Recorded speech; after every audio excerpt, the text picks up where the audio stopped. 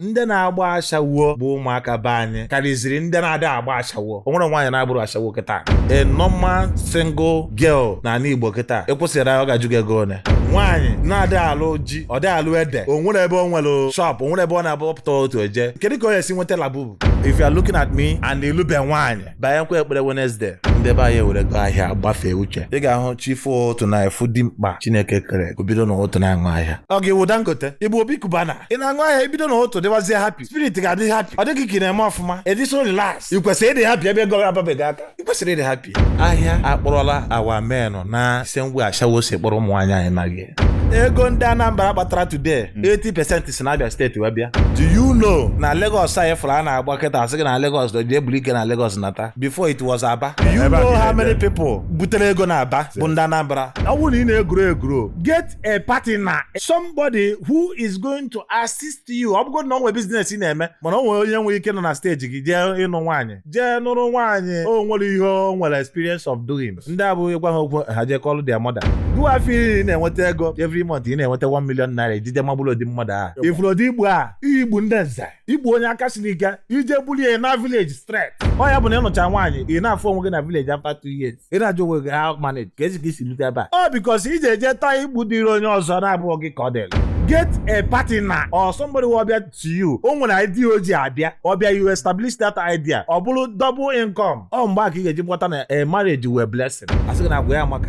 Ya ọ bịazie ị na-ewezi agwa amaka. Ị mara o nwe ka nwaanyị nwere ezigbo agwa ga-esi nọrọ. Ọ bụrụ onwe ya na contribute, ọ na-agbakasị gị ahụ. Ị na-ahụ ya as a Jezebel. Agwa nwaanyị mma kwesịrị ịbụ nwaanyị ọbụla nwere ihe ọ na-eme agwa ya mara mma. Kedu ka ị ga-esisi onye na-enwere ihe ọ na-eme si na agwa ya mara mma? Agwa go and buy beans and cook, my friend. In marriage, ihe you would the key is understanding. Take it or leave it.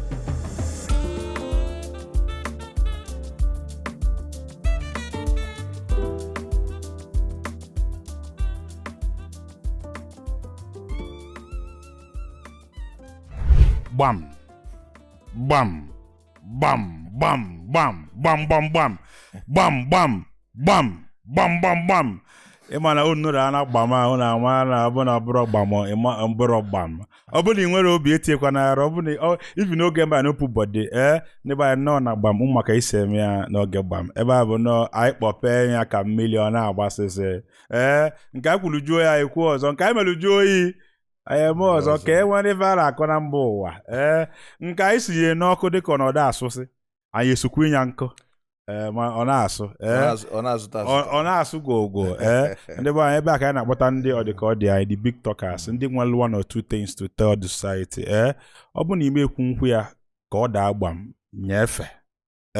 Anyị na-akpọta ndị na-akọwa ife dị omimi, ife dị anya, ife dịka ọ nọdịrọ. Afa mbụ Chijioke Igwendụ Odogwu bụ ya mbaba ezigbo onye Aba. Tata enwere m a social commentator, a businessman, entrepreneur, a content creator, and onye ife ọma na-amasị. Maka na enwe ndị ife ọma na-ada amasị. Enwe ndị bụ nọ vejiri anya afọ ife ọma. Mana onye ife ọma na-amasị ya. Ka nabata no Okenwa of Igbo Gist Broadcast. Okenwa, papa, nọ na gbam. Otego anyị chụba anyị, ịghọtago. Otego anyị si ka anyị malụ ma ị ga-anọnyekwala anyị. Tata esi ka ị bịa nọnyela anyị. CEO Ram Kings Properties. Nọrọ nne kọwala anyị kedu onye bụ Okenwa, gaa n'iru. Ya mbaba ekene m gị. No, my brother. Igbo bụ Igbo ndị ọma na-ege ntị. Ekenekwe m onye ọbụla. Okenwa bụ ife ji wee malụ m. Yes. Ezigbo afa m bụ Okechukwu Ikeh. Abụ m onye uturu nke dị n'Isukwatọ Local Government of Abia State. When I say amakwalụ unu mma. No. Yes, so. No. Dalụ. Okenwa, kedu obodo ebe amụ gị, kedu ebe ito, kedu ebe ịchụrụ ngwele, ebe igwule ego aja, kedu ogbe, kedu primary school ije, secondary ije, ọ bụgo na ijekwu mahadum ime ka anyị malụ, gaa n'iru. Amụrụ m na Anambra State, yeah, Onitsha. So I was born and brought up on Onitsha. I'm so in Igbo. Agụrụ m school, my primary school Now I started from Okpoko 1. From Okpoko 1. Then go the Light Nursery and Primary School, Mbeba. From there, I also Mozop. I have now Oba. Manebe post mo after can let's say my common interest about our ladies. Our. So when I just Oba, I continue my school, my education there. I go more advanced secondary school. You see, Ikeh go for school. Now under 4 years, I go on like 4 schools. I go Giant Step. I go more Divine Knowledge. Okay, can I buy my child there? No, but you want to Oba. Ga school and now. So school Erika. You understand? But I am my and I tell you to go na chunwe. And I took go na chunwe. You were school also. Poor man picking na. You can say poor man picking. Poor man picking do people. Now we see poor man picking do people. Now and I show more na chukwu when me want to go that kind thing. But I am my right from childhood. I been somebody you have to go on them you have to go moral the too much or the I'm na highlands since so what. You understand? So moral I can give all them ki ya na emeba ọ dị aga dị ma like ịnọ nwe ebe bụ nnọlụ ne pretend ebe mma na ụzọ adị aga follow nwe ozugbo you understand ọ ya ma o je dị ka ngasi school yata no mo fo ebe that means bi n'Okpoko. Yes, bikwa na Ọba ebi mo Okpoko kunu bi we na akwụkwọ Ọba mba Okpoko. Whereby my father no where is him as a okay. Okay. So from Obokazi, I move Oga show light as in Mbeba. Okay. Mbeba no ma obo ne wuro yet be on the channel mo Mbeba na. Oh. He must show light na. Yes. That area. Okay. I move from Obokoje. Oh. Oluzi mba agbara ọsọ Mozop. Imo ga agbara ọsọ Mozop na 20 I think 2004. Yes. 23 or 24. Was it okay? Yes, 24.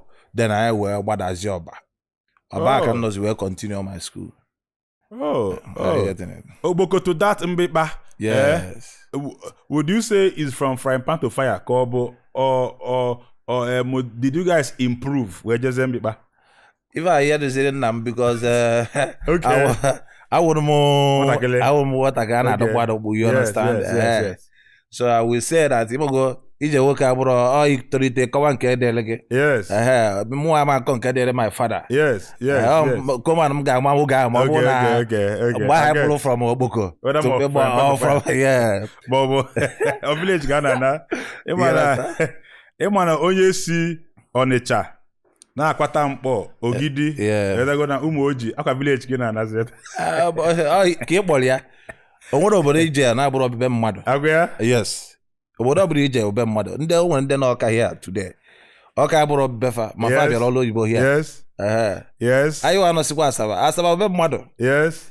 You understand? Yes. So it's village, everywhere is village. Abụ onye Aba. I bi Onitsha. Ihe ọbụla megidere mpame wee mebie kwanata ọkụzụ. Ọ village ga nna na. Abụrụkwa eziokwu. O nwezi ndị na ọkụzụ na-egbu ozu. Agwa ya?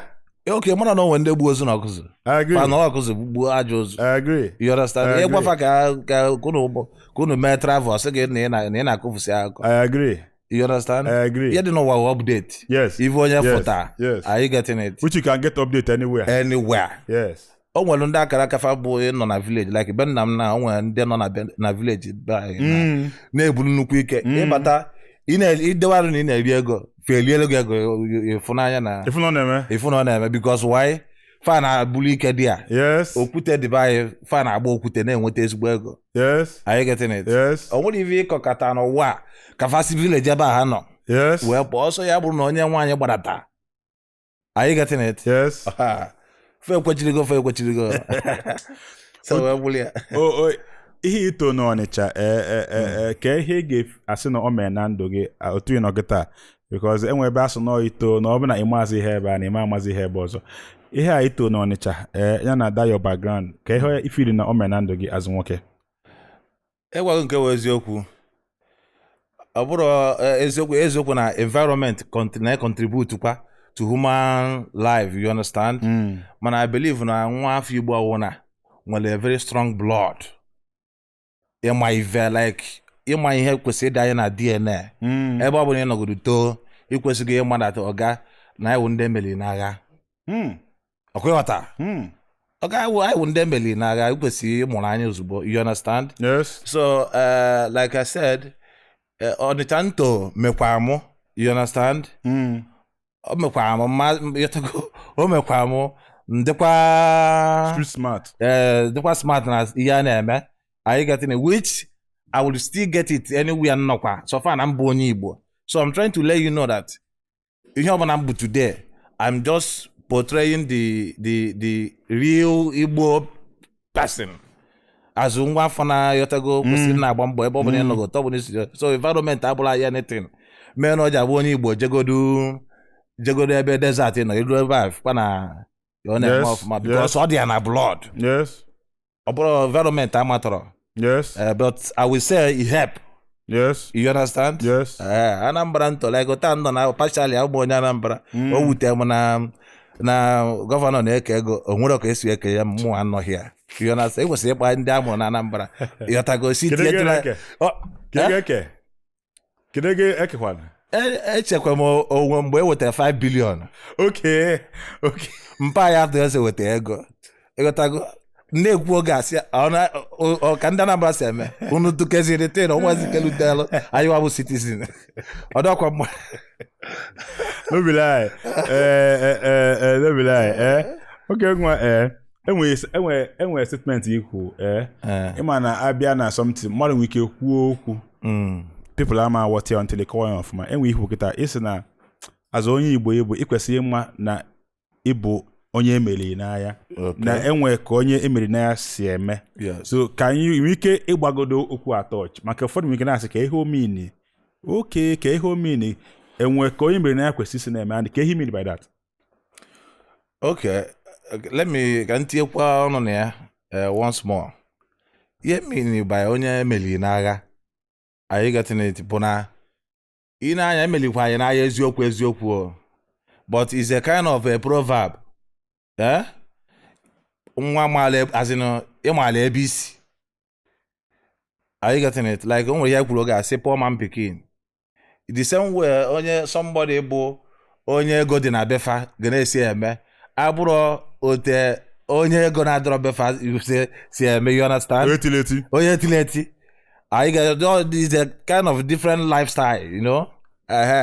So ị na-ebi ndụ ikwesị na-ebi ndụ ka poor man pikin ọ bụrụ na ị bụrụ yotago ọ ga ihe ju ebido ụwa bụ 25 or 20 pounds. Are you getting it? Ị na-ebi ndụ ka onye ji 20 pounds wee bidoro ụwa gị na onye ji 1 million pounds ọ bụrụ ofu ihe. Are you getting it? O nwere hustle ị ga-akụ yotago azụ onye nyelu 20 pounds onye ji 100 pounds ama nkụ the hustle. You understand? Yes. So even meaning was nwa Igbo ịgba mbọ dị n'ọbara. Ọ yọpụta as in onye emeli n'agha ya ifkwa ego na enyela ya eji ebido ụwa ya, you understand? Onwe ego na ị na-achịpụ boy na-asị gị na nwanne m efugokwa ka ba ya dị like ụdị mmadụ m eji m azụ wee je obodo Igbo. Azụ njije obodo Igbo mmiri Igbo ana m ele ụlọ ọkara nka anya wee pụọ. I was looking at people na-adọrọ okay.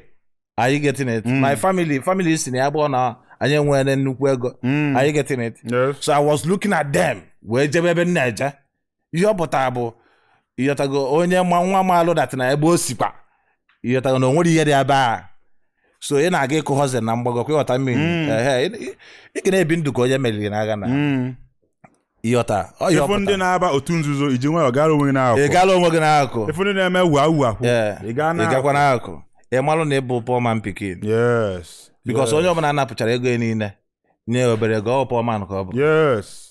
Yes. So poor man pikin ka ibido ụwa n'isi. Ibido ụwa n'isi. So you have to watch bie ndụ ka onye bidoro ụwa n'isi. Yes. Are you getting it? Because ebe a na-adụ nwatakịrị papa ya dị ndụ ka nke mpịa nwụrụ anwụ na-esi ebe a mụrụ ihe. Yes. Ịghọta the point. Yes. Ya mbaba ya mụọla gị mma. Kedu obodo ebe ije? Ebi m Qatar. Ebi m Qatar, from Qatar ejekwa m ebi m Dubai. Ebikwa m Dubai ejekwa m Senegal. Qatar na Dubai abroad ka ọ bụ overseas. Enwere na-asụ na overseas. Imana enwere ndị na enwere difference between abroad, overseas and outside the country. Imana Igbo ya mfiri ọnụ ibe m. Senegal bụ outside the country. Just Igbo from the country. Ọgụ a na-akọwachikwa nke otu a.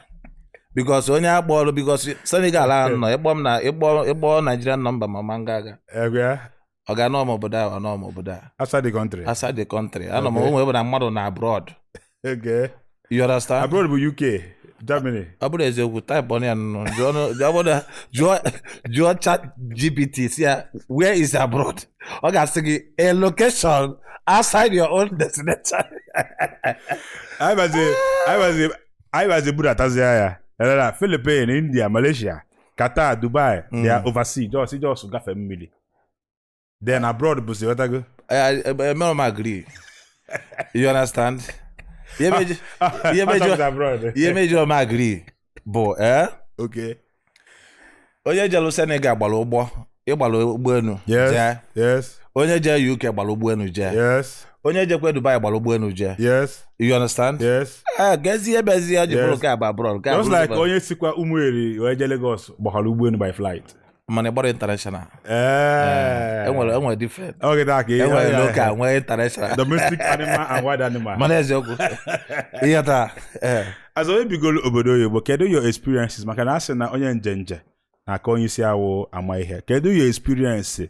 Kedu ihe bụ na ịbata obodo a kịta ị na-afụzi ị na-asị na nwanne na this thing is not life. Guide us. Ya mbaba batawa ebe ahụ oke ihe na-ekwu na nwere onye na-amụrụ ya efe ejere n'obodo a. You understand? Enwere a lot of things bụ efu na aba anyị ebe a ife n'isi. You understand? Mana ị nwere option. You have to be there because you nwere option.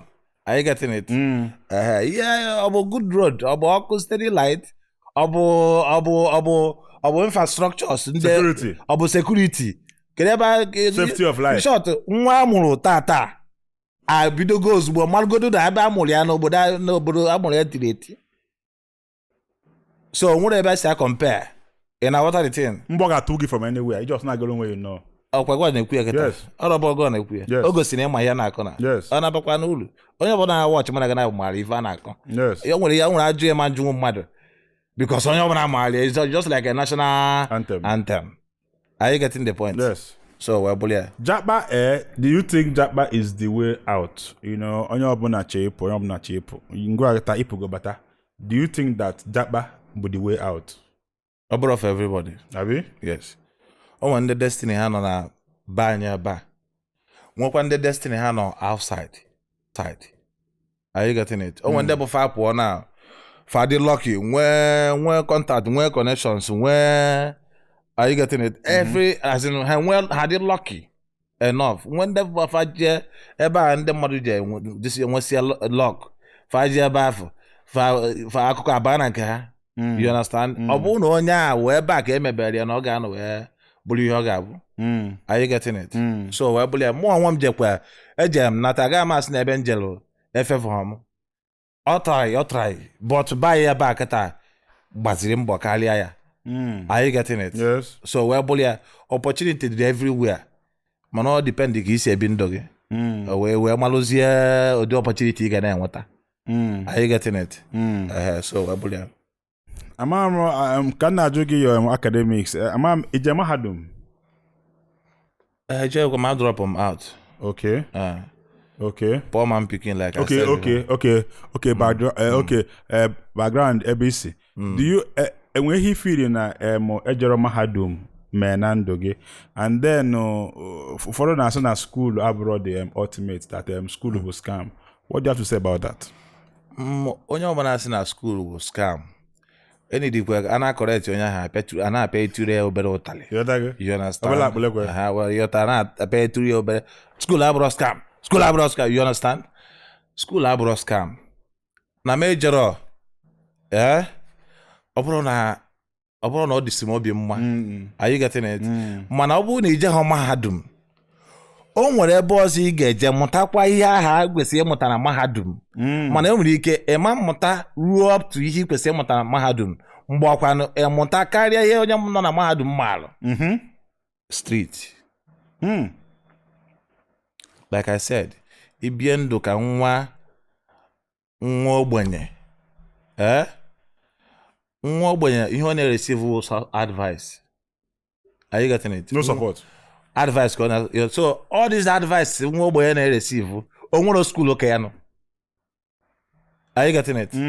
O nwere school karịrị advice poor man pikin na-enweta on a daily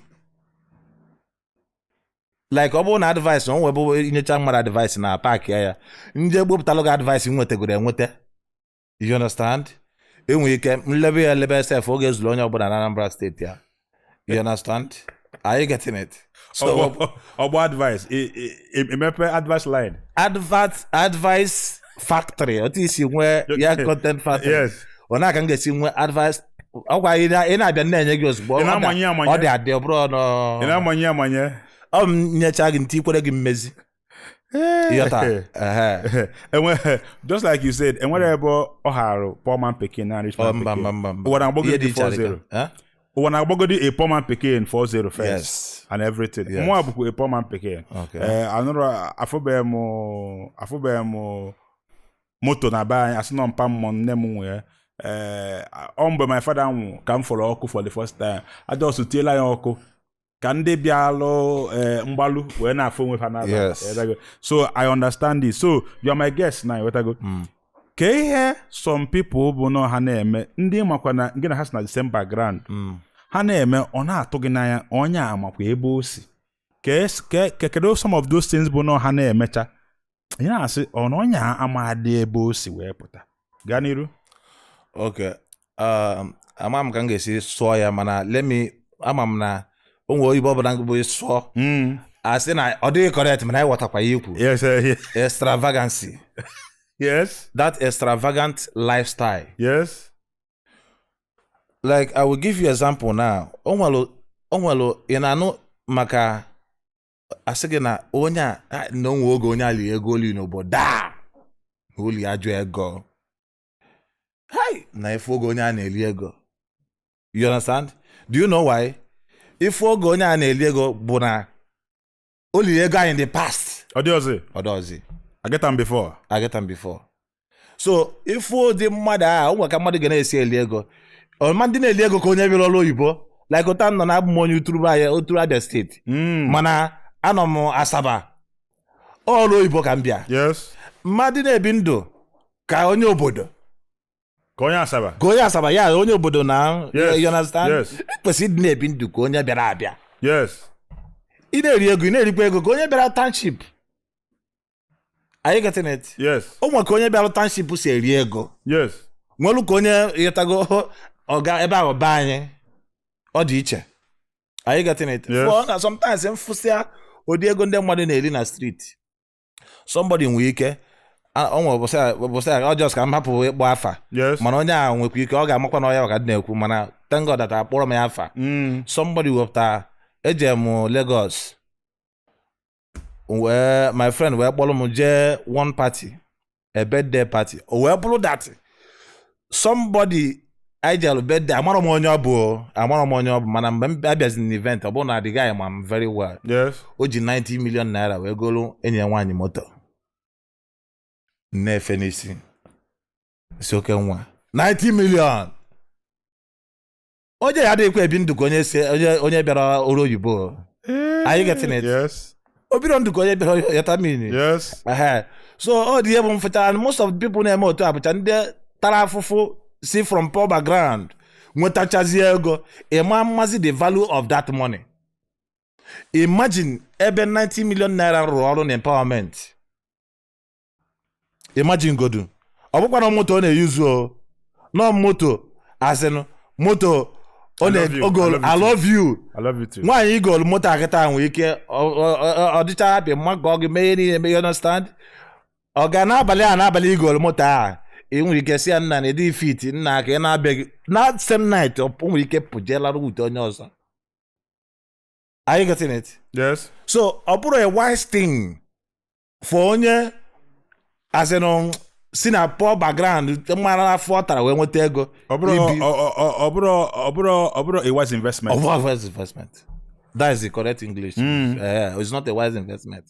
So when I see people tala afufu na they make a wise investment, you yotago ọ na-ewutakwa m. You understand? Gift we hear the mark up to gift is okay. Inyekwe nwa gị na ya na-abụ na-eme is okay. Mana a na-etorucha ụmụ ya ndị etolu. And no matter how expensive motor dey, or for mobility. Onwere moto ị ga-eji asị na moto a ga-abịa kpụọ mmadụ ma ọ bụ mụọ mmadụ ma ọ bụ na moto a ga-abịabụzal ATM. Or from this place to this place ka ọ ga-etekwa gị. I kwuru eziokwu. Mana ọ bụrụ na ọgụ like a na-etoru ihe etoru like I said. Yes. Imanji moto onye nwere 5 billion naira na akaụntụ ya nyala. Yeah, imagine my aka because of if na maybe iji 1 billion. Mana moto ahụ dị less than 1 billion. Mana onye goli ya nwere 5 billion. Go nwoge nwere 1 billion. Chọka ije kpọbụrụ dị moto. A na-etoru ihe niile etolu. Ọ bụrụkwa na ọ dọrọ mma good life dị okay like more I go master of good life. I love something nice. I like ihe dị mma. Yes. You understand? Mana nke itorulu ije mee ya. Anọ na position gị na-eme ihe ndị nọ na position karịrị gị na-eme ka o wee bụ na gị na fana bụ na-ama aka. Ị kwesịrị na monitor your level with investment ị na-eme like nwere ihe bụ ime ma na ịgbagote ego like nna ọlụ company ọ na ha agbagote ọlụ hotel ọ na ha agbagote ọlụ ọ na-abụnata Igbo ọ na ha agbagote. You understand?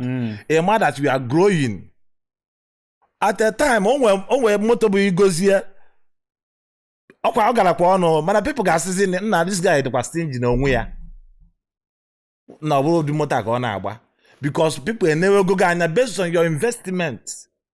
Are you getting it? Ihe ndị imepụtachago people elewe ego gị anya dat na o nwego ụdị moto ikwesịrị na and igo moto a ha masịzi na you do a ga-asị no obi fit standard only.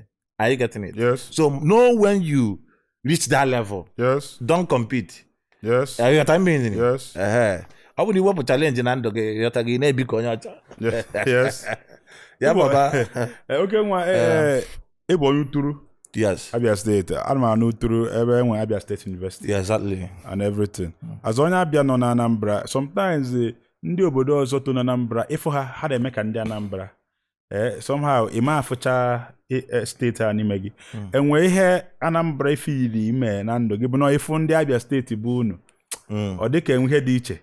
Enwe ihe ifili na Anambra as a state ime na ndụ gị.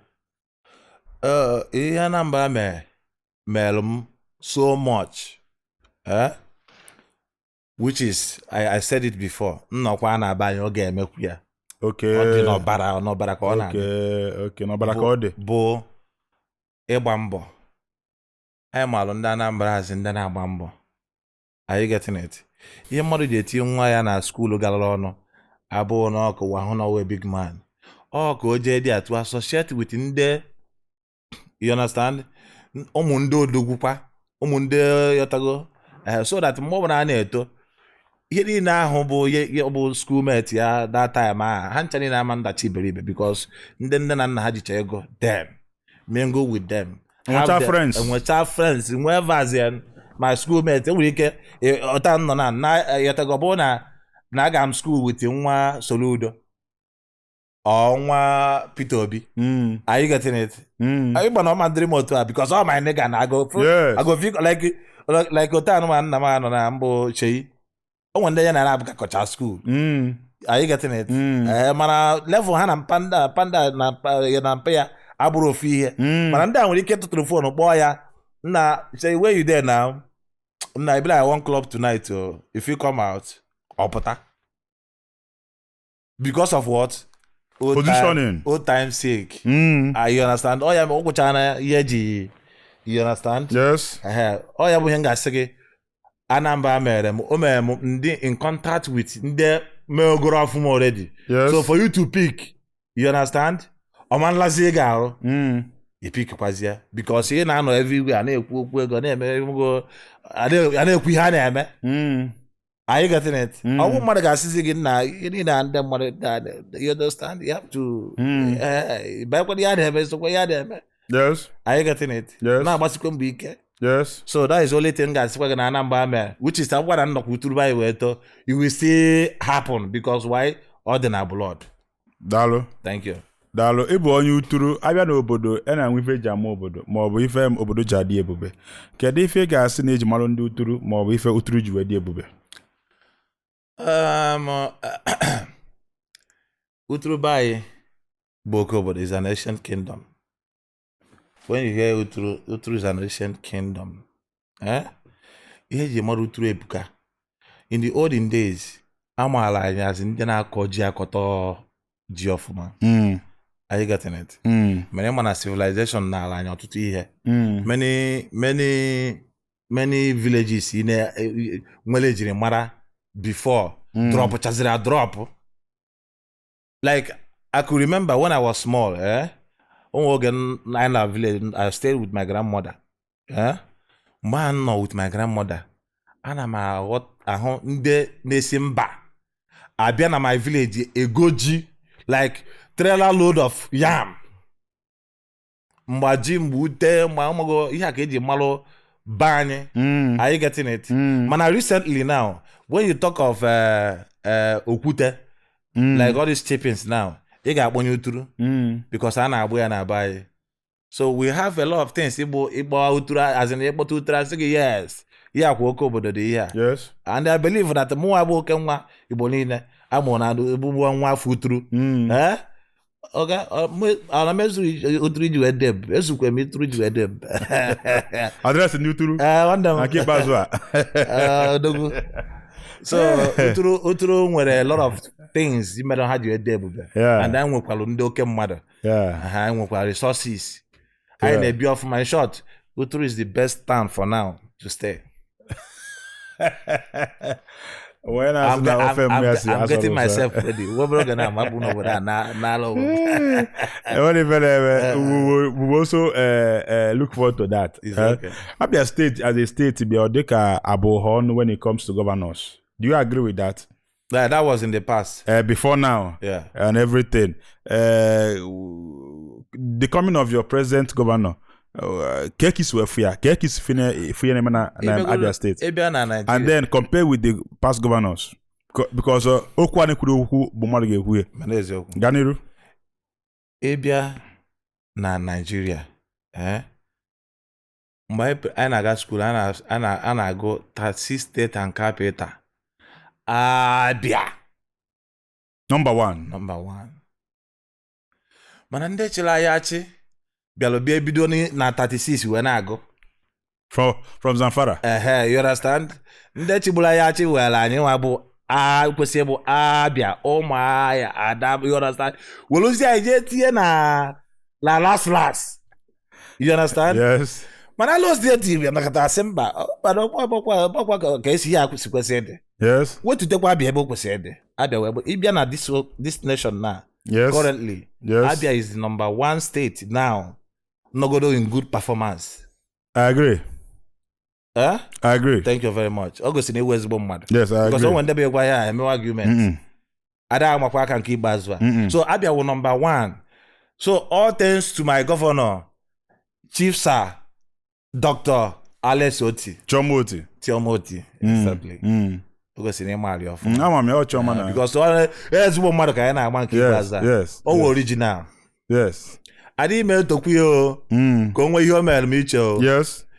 Na net ya bụ na o nwere ihe ọ na-eme. Yes. You understand? Yes. Ọ bụ na o meelụ ndị ọzọ o sokwana ihe a na-eme. Yes. Are you getting it? Yes. So ebe ọ bụ na ọ na-ana masị etago ya mara ya mma. Yes. Ise. Daalụ. Ise.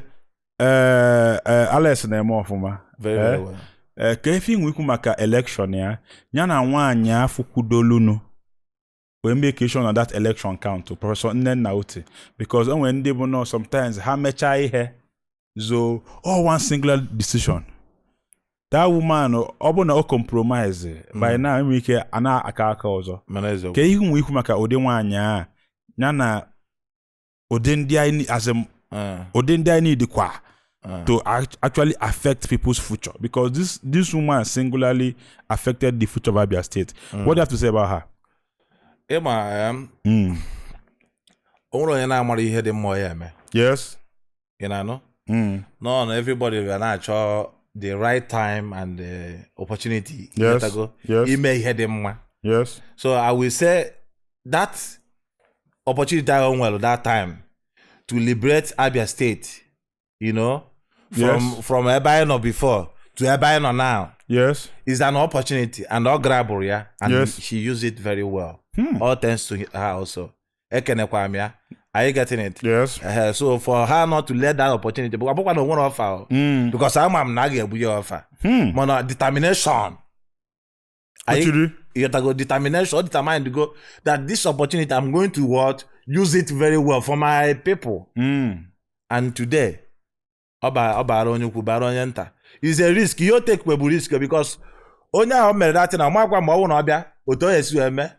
you understand? But by special grace of God, plans here, my dream, let me say her own dream of changing Abia State from worse to better now was actualized. Let me say everybody know that Chineke azage because obu na nna m abatakwa dia nna m work kwara ati batakwa dia for mekwe ihe ndị BML na gana ga Abia State ga nokwe bo na agakwu ya. Yes.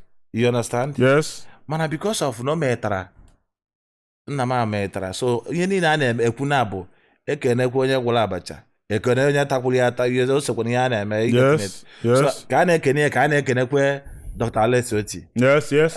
So we believe so mmadụ na-agba azna ekene sem for ọfụma fa agbalụ mbọ ọfụma. Anafu ịchọrọ igo ejukwala ese. Anafu ịchọrọ igo imekwala investigation. Bịa na Pine Leaf Estate and Properties. Anya adela ana na-ese okwu. Anya adela ana na-eje court. As onye Abia State bụ enwe ihe a ga-asị na those past governors so mepụta, because ịbịa na Anambra ebe nsi asị bido from Ngige asị na ọ rụrụ ụzọ asị na Peter Obi affect education, Willie Obiano enye airport enye ICC Ọka Soludo gịta a na-eme Fon City na-eme enwegokwa ihe ga-asị starting from I think is Ojo ụzọ Tiodo J ikpeazụ enwe ihe ndị Abia State nwere ike ije gasị na oke ọ bụgo na onye emere ihe a nekwa nke ome. Ịma ihe na gọọmenti bụ enwe new gọọmenti ọ bụrụ iwu na mmadụ niile ga ya favor. Okay. Onye nwere ịkpọrọ ajọ mmadụ today o nwere ive ome nwekwe ndị nọ somewhere else na-etokwe ezigbo mmadụ ome nta ome imo. Are you getting it? I believe na onye ọbụla abịakwanụ nwere ọrụ.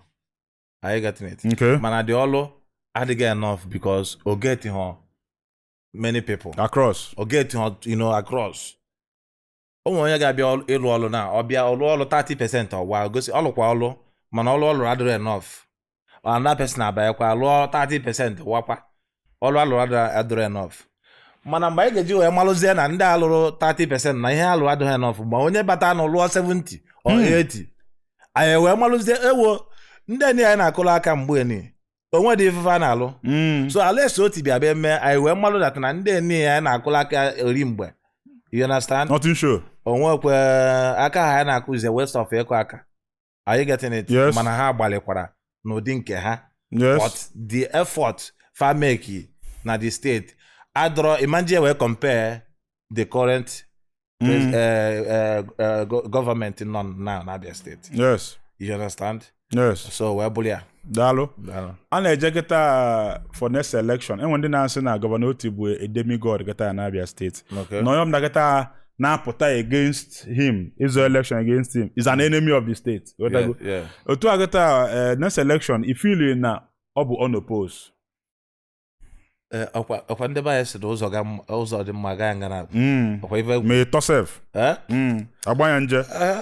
ụzọ dị mma ọ bụrụ na ụzọ dị mma you understand anyị agaghị nga na ahụ so oke a na anyị na-ene anya na ụzọ karịrị ụzọ ma mma so anyị ga-ejekwu ya again o nwere onye ya na-abụghị azụ ya so for now ọ bụrụ na ị chọrọ ịmụ ya aka ị bịakwa ife ị ga-emere anya ndị ọ bụrụ na ị mere ya otu aha you understand mgbe ọ bụla iji ligote ọ bụrụ na ya tere gị ligote dị ya ife ọ bụla ịfụkwazi iwelu mana for now o nwere onye a na-ama ya na-aba aka to me because ọ na-alụ ọkara wee lutekwa side m ọrụ a na-alụ na orutebekwa side m mana enwere m olu n'anya na ọ ya abalị m because eziokwu na ada achị aka na-aba eme gịnị awee n'ọnụ once ebelive m nke a ọ na-alụ ha na ha alụkwa ya ọ lụchakwa before ọ na-emekwa ebe ọ ga-abanyekwala anyị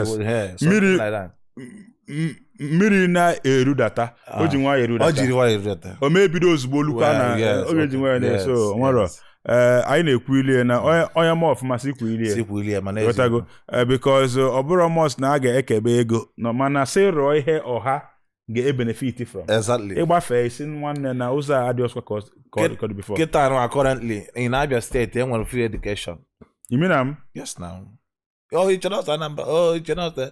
I nwere free education ya na-agwa gị ya na-eme n'obodo oyibo nọzi na Abia State na obere oge mapụrụ n'obodo a nara onwe m egwuregwu na-egwu obere oge ịkpọ m na village ịkpọ m tata m na narị nke na village m chere nwayọ witale mụ nwee netwọk ma enwe netwọk na village netwọk abụrụ netwọk anyị na-egwu you understand netwọk abụrụ our problem listen abụkwa ego ndị Anambra kpatara today 80% si na Abia State wee bịa. How? Do you know na Lagos anyị fụrụ a na-agba kịta asị gị na Lagos dị ebuli ike na Lagos nata before it was Aba. Okay.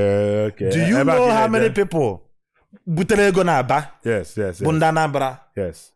Ego ha si Aba wee bịa like ha butere nnukwu ike. Yes. What are you telling me? Yes. Many of them before Lagos can na go. Every major big man Aba. You know mba asise go like man as na nwere ọkụ gị bi Lagos na eme ọfụma. Ihe na-ekwu mma nna nwere one of my uncle bi Aba na eme ọfụma. You understand? Okay, Aba. Oh yes. Uncle Aba. You understand? Oh well, Bulia. So Abia State has been a blessing to Southeast. Right from the beginning. Aba. Best state ever. Ifiri na Aba na na-agba ya touch ka isi ekwesị egbu ya touch maka na enwekwa ihe anaghị arụ na Aba ihe fọ bụ Aba ịrụ mmadụ. Ghọtago. Ifiri na enyego Aba ụdị attention Aba need from state government.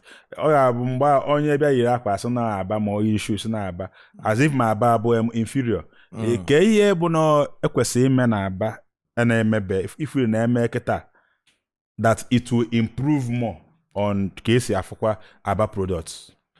Ịma ndị be anyị nwere ka esi ebi ndụ. O nwere inu a na-atụrụ gị wee sị gị data onye amụma adị ire ebe nne ya ebe a mụrụ ya. Ị da-ajụ onwe gị gịnị ka mmadụ ichegide wee chepụta ya bụ inu a na-atụ onye amụma adị ire ebe a mụrụ ya. You understand? Mana ọ pụọ na iro ọ na-akpọ ike. Do you know that our product alụ na Aba na-aga abroad ebunatakwa ya here onto foreign product ema okay mara Intel a na-esi ebe a ha falụcha akpụkwụ eme ya export ebunatakwala ya ebe a n'ọnụ ore. You understand? So ndị be anyị believe anyị kwenyere na ndị ọcha too much ọ ya mere o ji dịka gasị na product anyị like ụta m nọ na I prefer Aba product. O nwere one guy na-alụ m shoe na Aba. Ọ lụchara m agbụkwụ otu a mbịa nkwụ ụgwọ like belt am yiketa na ami na Aba product. Enwere many Aba wear nwere well. Are you getting it? Yes. Aba product nwere my own. I'm proud of ihe a na-alụ ba anyị. Mana ụfọdụ ga-asị gị na Aba no nwere quality. Lezie na ka moto nwanne anyị nwoke na-alụ. Ịnọ baị. O nwere one of my friends si na arụkwa ka ga-atere na yotago na ọ sị m na ya adịbe ready to die. You understand? So m na-asị mean is yangenezi. Are you getting it? maka ịmara ebe a na-arụ ya. You understand? See finish. Okay, let me tell you. Banye if anyị Igbo. Ọ bụ na onye Igbo kịta like ihe iyi n'olu na onye Igbo amara ebe alụ the thing. Ọ na-egwara na awe ka alụ the thing. Ọ ga-ewe na standard. Mana ịlụ ihe a na nke ka ihe a mma na anyị onye Igbo banye sị na nke ga-enwe isi. We don't believe ourselves. Ka mkpozi see finish. All see finish mere o ji dịka asị na enye aba attention. Ekwesị ịdị na-enye na see finish. Are you getting it?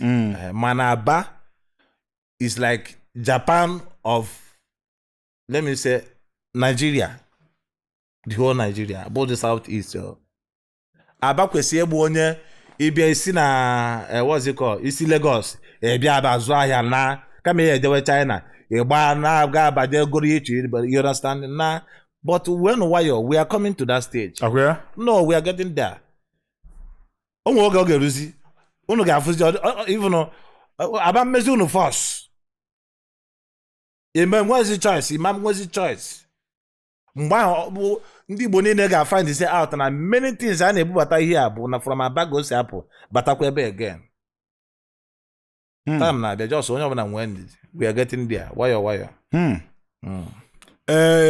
Talking about ịgba mbọ. Kedu your business? Ka ị na-arụ? I'm into real estate. And I create content as well. Mwa him bụ ihe ọbụla gbasara business dị genuine. Yes. Ọ dịka m ị na-elekwu mmanya. Afọ mmanya ibugalụ nnatu one time. Is that your product or just Black Liga?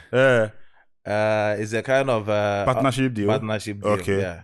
Because if you jụọ ya bụ na ka people mkwalụ na ịbụ onye na-agba mbọ. Ama akwụ ụdọ, ọbụrụ sọ mbọ ga ị na-akwụ ụdọ. Ama esi ọnwụ. Ka ife inwe ịgwa ndị be anyị na-achọzi ịgba mbọ, onye ọbụla chọrọ soft work, ọnọdụ bie, ọ na-ebe, ọpịa, ọpịta, wetago. Enwe otu ọzọ esi kwesị na-akpata ego na-abụrụ nwoke ịmapụ, chọọ ife ọ ga-arụ. Because ọ ife aka gọvanọ anyị na-ekwukwu ọ dị against ndị na-eme oke ite eme oke awere onye ọbụla chọọ ibute ọsị na a na-akpata ego akpata na a na-azụ ego azụ dago ka ife inwe ịgwa young people that onye ọbụla chọzi where can I get it fast enwe shortcut to success. Enwe shortcut. Okay. I will tell you the shortcut. Okay. Shortcut inweta ego bụ is to think of what you can do. Like otu ị nọ na mma bụ nwe ebe a na create a business proposal tọọ gị ozugbo ozugbo ọrịa sharp. Ịtụọ a proposal to onye ji ego to invest in your idea onye ahụ ebupụta ego ọ na ọwụrụ shortcut. It's a shortcut. There's many business idea mmadụ nwere ike ịnọtọ achepụta n'echiche nna gịnị ka m ga-eme nna ọdụkwa ka eziokwu ọka anụ ha nwekwe Starlink na ụmụ ihe ndị abịabekwe n'obodo a like itinye Starlink connect se ndị a na-akwụ ụgwọ ndị a na-akwụ ụgwọ. You understand? Okay, I think it's going to be a good idea. Mana enwere m ego to finance it. Bịakwute gị. You understand? Nwanne m ewekwa n'iwu na my idea a na-eme ihe ọ ga-aga because amaara m iji ego. Are you getting it? Yes. And m ga-akọwalụ gị ọfụma in a way ị ga-eji ewata ya. Yeah? Mgbe ihe na-achọ ka ị convince ya mmadụ ọ mgbe ka ị na-ahustle. You are hustling. Trying to convince onye ji ego. O nwere hustle ka ị convince onye ji ego to invest in your idea. Mana ebe ọ na-esisi ike na-abụ ndị ebe anyị nwere idea, business idea. O nwere ihe ọ dị ka ị ga-eche chepụta nwa idea isi ga-enyenwu gị ego. But you want to have money. A guy will get no. Oh yeah, well sometimes if mmadụ if na nebo gị na-agba keke na-eme ike ọfụma echi je mabụrụ keke ka enye ọkwara asị m keke ahụ onye a na-enye wee na-eme ọfụma ife na ọ na-eme ọfụma mana ọ bụrụ iwu na ọ ga-agara gị. You understand? Because onye a jeje buru keke a initially adrogo plans ya like osego ọ bụrụ the idea ọ bịara to yawa direct. Yes. So he knows onwe plans for na mgba keke abụrụ high purchase before na amanye na eme ngolo my own before you know go abuzi bezuru the idea a matter the foundation of that his own idea na that business ọbara you understand mana ijogo ifili na ọ na-eme ọ dịkwa ka ọ na-agali ya ije ti ya ka ọ sometimes ịba ezie na ihe ịbanye na business nwanne gị na-eme ọ bụ na nke ga-ada aga isi na onye etiri ọgwụ gbara jee na be dibia na o tiri ọgwụ because why ọ dị gị surprise how this person kedu ka o si asọnsid n'ihe a ọkwa imego the thing ọ da aga because ọ bụrụ ọgụ bụ the generator of the idea onye generate the idea amago the foundation malụ ụzọ malụ ihe niile you understand gwa jeje mmanya into the thing ọ dịzego ka ọgwụ ọ bụrụ ọgwụ onye mere so many people na Fabia abai business before na makpakpa feti ya sị ga na-akwụgharị na be dibia na-enye ya ego ndị na-aga oke gbara na-akwụgharị you understand that kind of thing because yatago ijereje izu idea mmadụ are you getting it mana ọ bụrụ na nke i create iri onwe gị ị nọ na gị create ya ịbịa na environment ọ bụla ịbatara na o kwesịrị inwe ihe nwere ike contribute to that environment but it's for you to think very well chepụta ihe nwere ike iweta na this environment you understand agaba as in you mean without nke ihe ndị ọzọ na-eme ime your own or different o nwere mbute ego dịka ya ị na-aghọta na-ekwu na o nwere mbute ego kalida one many people like I'm a living witness. I could remember when I want to enter into real estate. I nwere ndị ngwachasa na enwegokwu my idea and my business very well and then we can platform to do this business very well. Are you getting it? If you force him now, but chose me na agbalụ mmadụ mbọ. You want some money nji. You understand? Onwere ka ị ga-esi yọta weta nke gị inwekwa ana ya ba inwekwa property dị ahụ ma weta nke gị etikọsi ọnụ before na amanya ma anyị enwe this one estate anyị before na amanya anyị elebekwu ya anyị lesi nke anyị egolo ọzọ. Are you getting it? Yes. I bidie mgbe anyị gwara onye abafu yes eziokwu onye nwere the platform. Are you getting it? Yes. O nwere the platform true and ihe a dị ka ihe ọ ga-emenwu he can do it. Are you getting it? Okay. Yes. Ka ewetekwe try or fly ya. You understand? Yes. Abakwa ọzọ fly ya. Tita na mwa ebe ndị na-eme real estate will come out. You understand? Yes. And on I'm a liar. You understand? Yes. Ọ eziokwu na onwe business na-enwere ọka eleg. Ị gatukwe ụkwụ kpọọ gị abụghị the problem. How do you handle that ụkwụ ọkpụkpọ? It makes you who you are. Like oti na-eme business ị na-eme mbụ this or this thing na. O nwere ndị ọzọ na-eme ya nụ. Ọ bụrụ na ide enwe challenge. O nkwe challenge ga-apụta gị. Ọ pụta gị mana ka esi handle ya mere gị iji bụrụ ya mbaba today. The way esi handle ya. Mana ọ bụrụ na handle ya ọfụma, ifu na ihe ị na-eme na-asị gị n'aka dapụ onye owuruzi opportunity to another person. Onye esizi ebe a pick ya. Yes. Are you getting it? Yes. Well, Daalụ. Ekwutela okwu ndị Igbo enyela anyị 20 pounds mgbe kedu ihe ifili imele anyị azụ onye Igbo a sị na ebe ọbụla ịbịa ọbụna ifere onye Igbo na ya ngị kwalụ na n'ebe a tileti and onye Igbo ọbụla efu na onye Igbo ka ọ bụ mana na nke ikpeazụ a gịta ịpụtaza gịta mana sometimes mmadụ ada ama onye ọ bụ na akwụkwọ ndị ụka Bible prodigal son mgbe o ji elisi ego nne ya bịaza na jezelu na azụ ezi na-eli nne ezi n'ogide si onwe ya ịmakwa nwa onye bụ ịmakwa onye bụ wetago some ndị Igbo amaazị ndị ha bụ wetago ha na-akpazi agwa ma ndị na-ayọsi ayọ na everything. Kedu ihe bụ onye Igbo bụ na onye Igbo batara n'ebe a just like you said onye Igbo nkịta bata kịta in a desert give him days ebe a onye Igbo nwere ike bata obodo kịta na 2 weeks tụbata moto.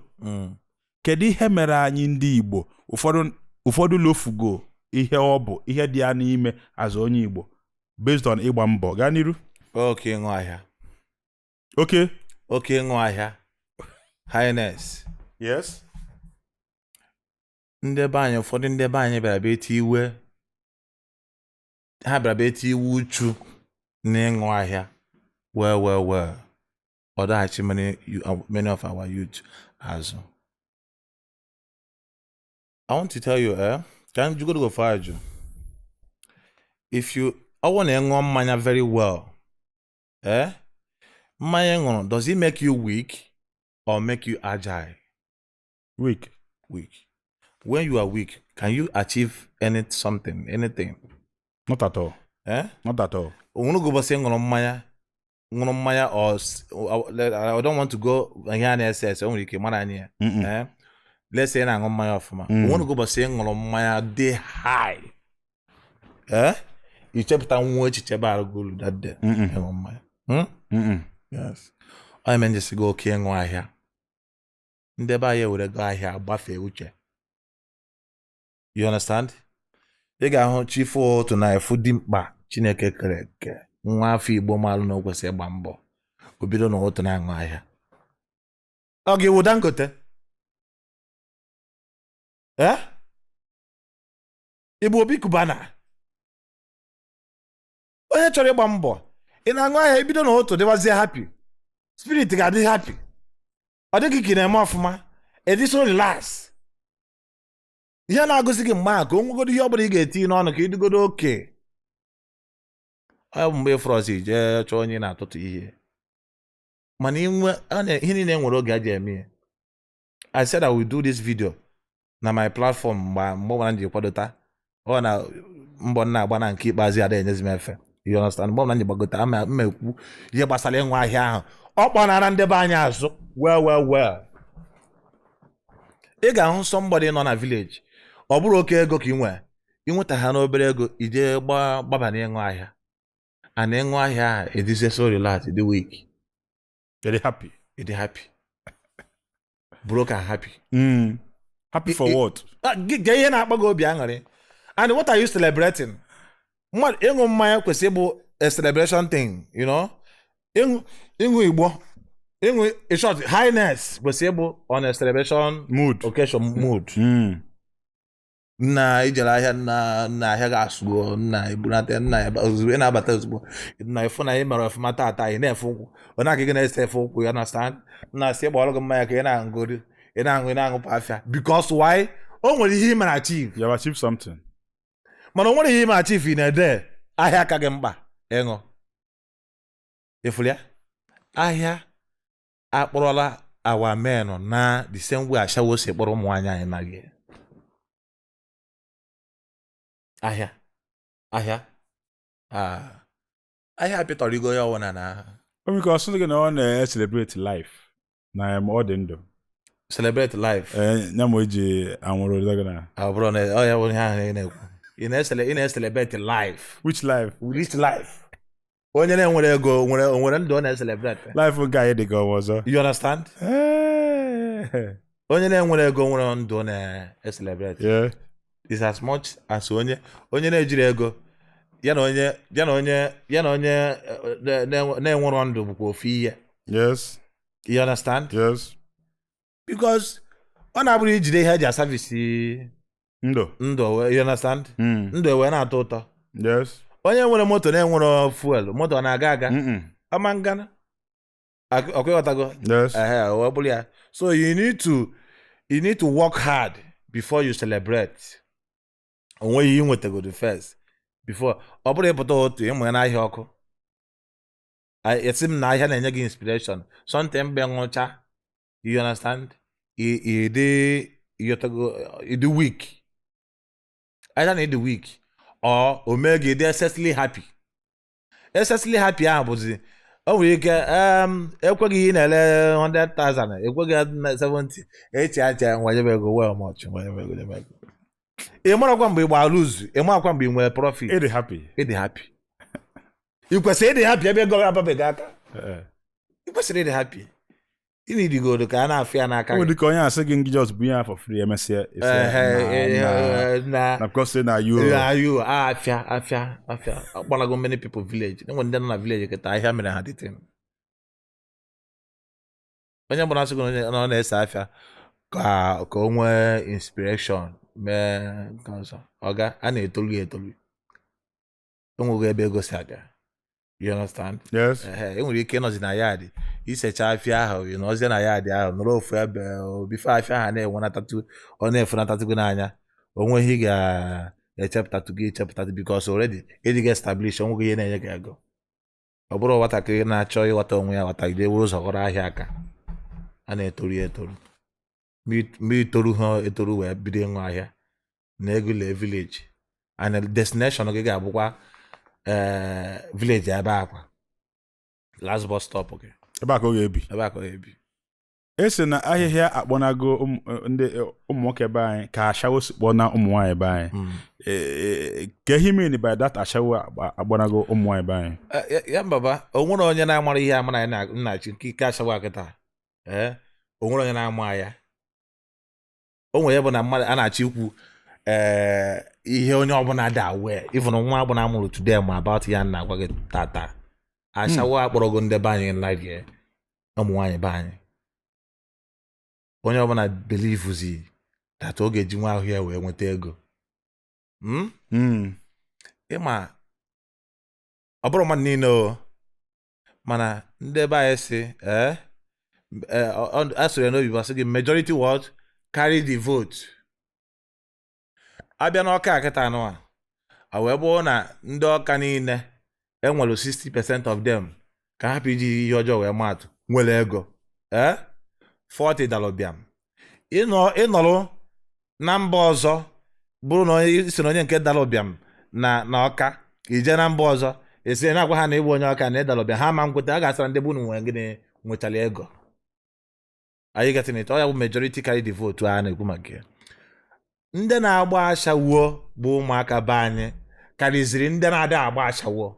O nwere nwaanyị na-abụrụ ashawo kịta. Sorry to say apart from them nọ na di I don't let me defend them a little. You understand? Apart from them nọ na di a normal single girl na Igbo kịta ekwesịrị ọ ga-ajụ gị ego one. Like I said, not all of them, but majority carry the vote. Many of them now believe as in onwe ha. Let me give you my body. You understand? Give me a go.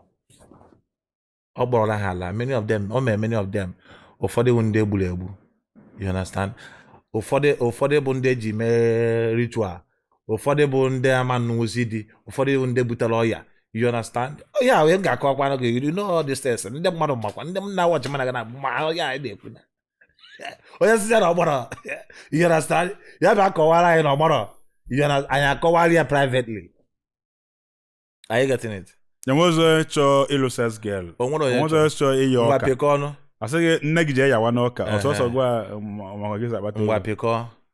Piko with the level of ụmụnwaanyị na lifestyle ha and ihe na-agụ ha the level of ihe na-agụ ụmụnwaanyị 30,000 na-akwụ ya as a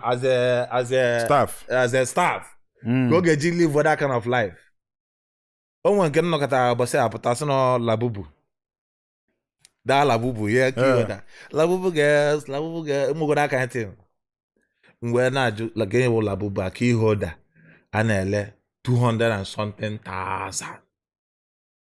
Then nwaanyị na-ada alụ ji ọ dị alụ ede o nwere ebe o nwere shop o nwere ebe ọ na-abụpụta otu eje labubu na-agụ ya ọ ga-eyuzu labubu.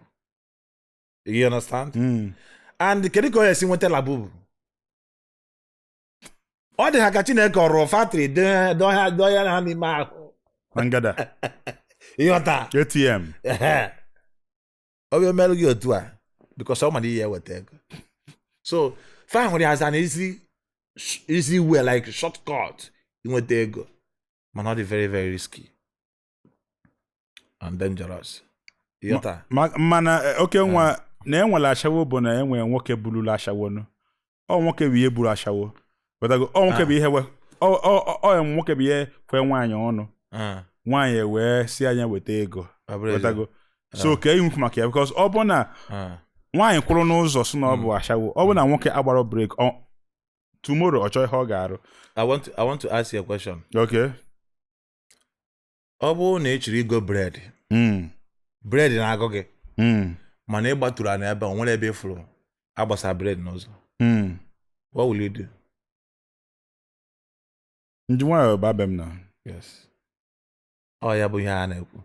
Ọ bụ na ịghọtago arụ nwe ka o si eme gị o nwere onye inwe ga-ekwu ọnụ ịghọtago ya because of na ha mere onwe ha available ma o ji agụzi ụmụ nwoke. Before onye nwaanyị gụwara amago that na o toruo na ihe eji mmadụ eme achọwazi ka esi nụọ ya nwaanyị gbakwa ọja nụọ nwaanyị gbọba ya officially mere wezi ya na ya na-abụzi wezi onwe ebe. You understand? Mana kịta anụ abụzi o wee nwaanyị ịfụnụ nwaanyị ịnọ azịnụ nwaanyị nwe na your house ịnụ anụ as your wife nwezi ihe ọ ga-eme gị na-ekwesị ozi iwe gị iwe because of na ịchọ ka ije na nke ire a jee tabiritu. You understand? Ịdọtịwazi ihe a na-ekwesị inwe problem. Ya na-ekwesị ozi cause problem between onye gị na na-abụ ị na-anụ because ị ma na-epụ ebe na ị ga-egote nwunye. Efu gị na ihe ikwu make sense. Ndị be anyị gwụkwara agwụ nke ikpeazụ ahụ like taa nọ na ọbụta nọ na ọbụ na enube nwaanyị. If you are looking at me and ilube nwaanyị banyekwa ekpere Wednesday. Banye ekpere Wednesday. Ka nna nwoke eziokwu nwaanyị dị ọsị ebe kwere ka ịfụrụ ha chere ọ maka spega kedu ebe ịfụrụ nwaanyị a na-anọ anọ ya mbụ oke onwere ebe ịfụrụ nwaanyị a na-anọ anọ nke ikpeazụ a wife's factory enwere ebe ọ dị ọdụọzi these our young girls a na-awaga na anọ into ya cup are corrupt to go majority of them. Nke a efuzi dịka obutu mmadụ aka niile onye ọbụla chere aka chi ya because anya anyị ji afụzi ụmụ nwaanyị na-abụzi ọbasikwe n'ụlọ ọ ekweghị ọnụ. You understand? So mgbe ifukwa nke original anyị nyekwa ya ọfa nke a bụ ezigbo mmadụ.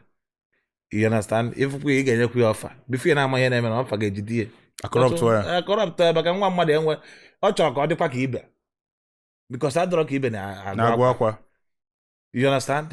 Ị ga-afụ nwa nọkwa skuulu na-agara onwe ya skuulu na-amụ ihe yatago ọ chọrọ ibi nkanka ndụ mana olezi anya ndị na-asọpọtụ ya na-enye ya ego nri na-achọrọ ya some money na-achị ya akwa bụ ndị ahụ fili na ndị ha bụ ajọ mmadụ like ha nọ into runs bụ ndị na-ehepụzi ya ọ na-ema ntụgharị uche kama esekwa nna kama ọ bụrụ ngụrụngụrụ mmetụ ma from ngụrụngụrụ mmetụ ahụ na ịbazi ahịa nwanne ahịa ga-erewe and ọ bụrụ na ya test ya gafụ na ịdọ ụtọ akasti ya gị ozugbo akwụ ego n'ọkụ onye ọbụla ya patronize ba. You understand? Mgbe anyị ị ga-anọziri onwe gị ego achọrọ gị na-abịa onye adelgozi because amụgo na ịnọ ntụ ihe a na-eme onye adelgo turnover. You understand? enwe turnover a sense of business. ịghọtazi onwe ya so onye na-egoro ozi egoro nwanne ọka ihe adị and enwere ọ na-eli m ọ takwa m onye m 100,000 whereby nne na nna gị nwere ike na-enye gị 50,000 every month mana mmadụ taa gị once nye gị 100,000 ihe tọkwa gị ụtọ ma pikogodi ya so much money ọnya bụ no increase in price.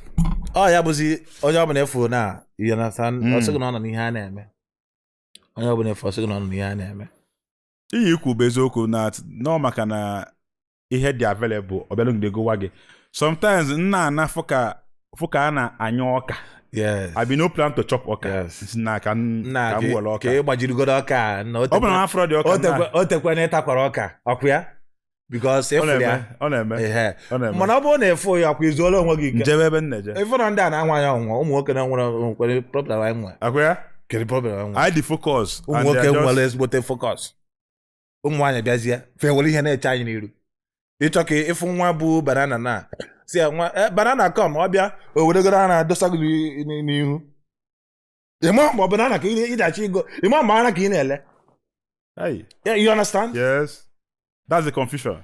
Yeah, but that's Imagine ka ị ga-ego ego. Oh, yeah, but you kwekọtazie ịbịazie ebe ị na-nwa na-ere banana jụwazie nne m anaghị ewe sorry banana ga-ewe ego one ọfụzie na ịdịkwa interested na ịkpọpụkwa ara oku before ọ gwazie gị price na na-abụ Yes. ịmakwa na adị available. Yes. You understand? Yes. Ana m elekwu ele. Ana m elekwu ya with it available. Yes. So hopefully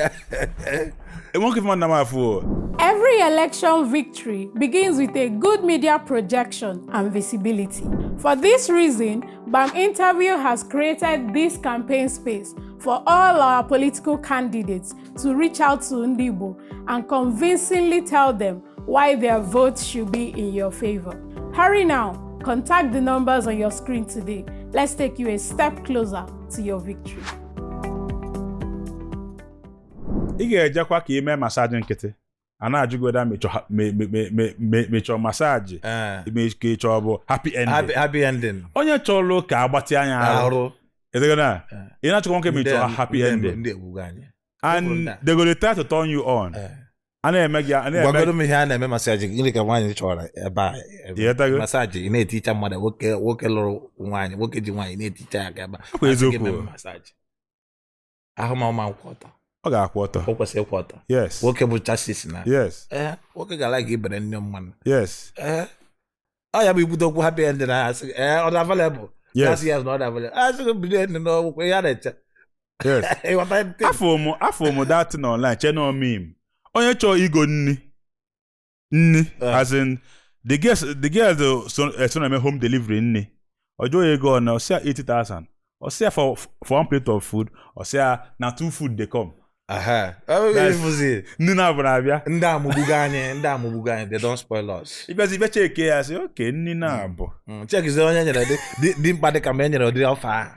Ị na-ene anya na ịkakwu na egwu, enye gị ụdịrị ọfa ahụ, gịnị ka ị ga-eme?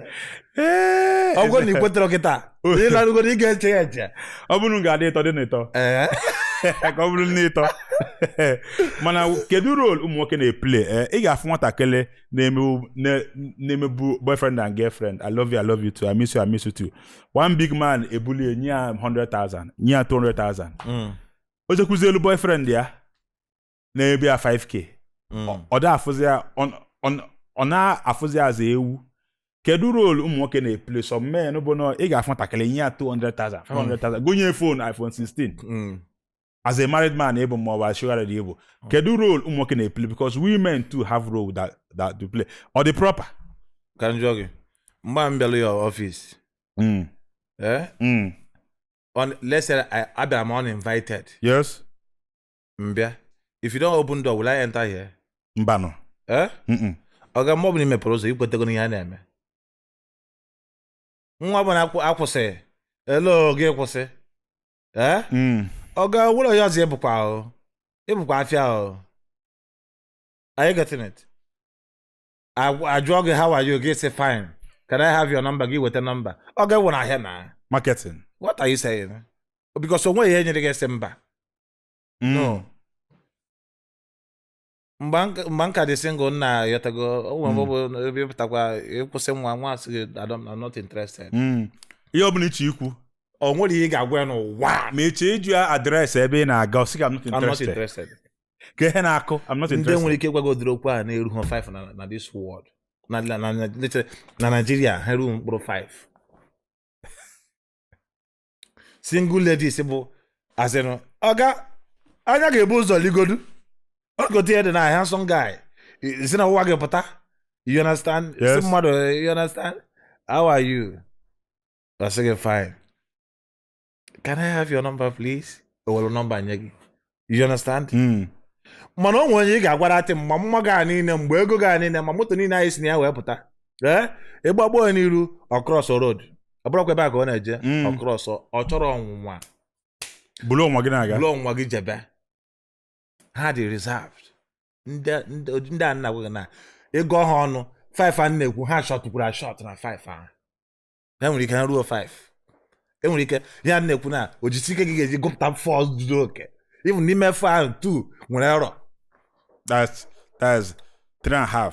Yes. 2 nwere ike nweta obere ka ele ga-asị ha ngwa pass because onye ọbụla nwere 55 na mark cross go half line ịbanyere na pass imagine wee mara onye nọ 90% ọkụghọta mmiri asọ ndị ahụ ndị ji mezuo ha ndị krọsụrụ obere ha wee krọsụ half eti ha na pass enwe ụmụ nwaanyị fili nọkwa na di na-emekwa ya ọ bụrụ okwu nke a bụ ọkwa ihe ọ masị m na ọnụpụta ọ masị m na ọnụpụta you understand? ọ bụrụ agwa ga-ekwu na fada my girlfriend biko skip it. Okay, no problem. No problem. Ị na-eme marriage content nke na Ugomma lọlọ onye ebe ka ọ bụ dị Ugomma ife gbasara mụ na Ugomma na-abụ achọrọ m ịrapị ote ndị mmadụ si were ya wee fụ ya okay mana ọ real ka ọ bụ content kun na-eme otu ahụ sikwa gị were otu okay ogo twice wee fụ ya ha nsogbu adịrị ya because onwe ndị bịa na ịbịata ha bịa Okenwa Ugomma nwunye gị you understand ma jụọ onye ka ọ bụrụ na ọgụ a na-anụ Ugomma ị ga-ekwe ka mụ na ya na-abụ na-eme ihe anyị na-eme yes ya sịkwa m okay you know so achọrọ m input be because o nwecha ndị na-etinye ego Okenwa imogo nwunye gị dị ya achọrọ m just dey follow ihe anyị na-eme o nwere ihe gbasara gị ma mụ na nwunye ihe anyị gosi gị ka ọ na bụrụ di na nwunye just consume what we are giving you were ife anyị nye gị anyị getting it okay ị na-akụzi maka marriage through your content first of all ka njọ gị kedu the most important ingredients in marriage kedu the most important thing ekwesị ụfọdụ si na ego ụfọdụ si na love ụfọdụ si na understand ụfọdụ si na communication ụfọdụ si na respect kedu the most important ingredient bụ na iti na marriage at least ịma na ibidogo to start with understanding now number one highest game adịkwa amụ ya aka ịma ihe ọzọ gbasara understanding aka na marriage ịkụọ floor ịgba break ifu na break ya gba akụ floor moto ga na-emove break ga-akụgo floor if understanding bụ in marriage unu kwesịrị tight ya osie ezigbo ike like understanding that is onwere ihe ọzọ unu kwesịrị inwe na ndụ anaghị jide ego nọkwa one side mana understanding bụ ya wụ the key enwe understanding onye ọbụla amalụ ihe ọ na-eme because marriage dị ka partnership otu ihe nọ na enwere ike bubata m na this content factory business mụ na gị na-abịa nwee understanding whether mutual understanding or written understanding you understand so far ihe ịmara ife ịbara ebe ime mụ onwe m makwara ihe mụ abịara ihe eme I know my contribution you know your own contribution you understand ọ ya bụ marriage then nwezi understanding azi ebe a na through understanding azi money will be a product of your understanding in marriage you understand then love is a product of understanding in marriage like now ota ị na-eme ihe a na ịmasị m na freak ị na-eme ya because o nwere ihe si ebe a na-apụta o nwere product you understand yes so all those things like love a na-ekwu okwu ya ekwesị ọ dị bụ ihe ịbịa isi n'iburu ụzọ love gba mee ịghọtago na love ya ebughị ihe a na-ekwu na marriage onye ọbụla agwa agodati na ana m ahụta ha azị ndị na-ada ada iwelu love tinye n'iru na marriage you are going down o nwere ihe gbasata love gbasata marriage in marriage ihe igbu the key is understanding take it or leave it understanding na-abịazi enwezi understanding azi then product yazi bụ love unu enwego understanding una love wazie ihe a na-eme after understanding na love now come wow I'm loving this you understand then ị ga-abịa wow this our understanding ewetachala anyị ihe dividends of understanding you understand ọgwụchana are you getting it ejikwa na understanding egwu na marriage like ota nọ na my wife amago that na ihe ọbụla mmegide n'ụwa o ruo like tata Friday today is Friday abi Friday anụwa bụ ọmụa ka ọ dịrị were ma ga-anata na be m ka mama nata na be m You understand? If I choose, like I'm see ebe apụọ na aga m eruzi ụlọ nsi ebe a mee gịnị jawalụ. A day in a week is my own personal own. Ana m eji ya make myself happy. Ọ bụrụ iwu na ị ga-eje mee na your own marriage or work ọrụ gị. Ị ga-stick to understanding unu nwere initially before na ekwete na unu ga-anụ. Onye mụ na ya na-abụ na-anụ amago na nakwa ebe a ka ọ fụrụ m. You understand? Because the hardest thing in life is trying to change a man. You understand? In a bo ebe a ka ọ fụrụ m. Ọ ma na here my own lifestyle. Ọ mara ihe na-eme. Ọ mara business na-eme. Are you getting it? Mgbe ya na m chọrọ ije club kịta. Ọ ma nwutie. Kiri ya aga m esokwe gị. You understand? Ọ mago that na ihe m na-apụ na contribute kwetu ihe na-ewebata na ụlọ as a social person. Are you getting it? Onwe dị ihe mụ na nwunye m kọgidere ka ruo Friday. Ụta mara ya na-ekwu na ihe a ọ chọkwara m ga-enye ya ahụ mana m decide na m ama larụ na my house. I will not mma jelly club and njechakwa mbata. Mana ọ chọkwara ka m bee ya okwe before jebe mma ebekwa ya okwe jewere onwe m. Is understanding. Mana enwere ike iji try ya side nke gị ọ kụọ gị n'isi. Ọ ma work that side because ọ bụrụ ihe unu gbakọta. So ibezie ndị mmadụ like onye nọ na marriage nke ma ekwesịrị ịdị na-afụ onye nọ na yọtago marriage nke ya na society na-adịghị eme na nke ya na-agba onye amụgo drop possible. Yes. Because you mara understanding ya nwere. Yes. You know what now? Yes. You mara the understanding fa nwere. Yes. Are you getting it? Yes. So oya bụrụ ya. Yes. So a man kwesịrị ịma understanding on well with his wife. Yes. Before trying to imitate somebody else. Yes. Are you getting it? Yes. Before you try back imitate bonya no na-eme nka no na-eme nka ka isori ya yo ejeme. Yes. E nwere ihe ya na nwunye ekwekọrịta. O nwere ndị ga-ejide nwunye ha n'iko ma hapụkwa the woman. Mana biwezie ndụ ha otu ha si chọọ. Nwunye ha ama ndị na-ekwuzi okwu because o nwego ebe ejide ha before. Ibezia isorozi onye a because of no o si eme.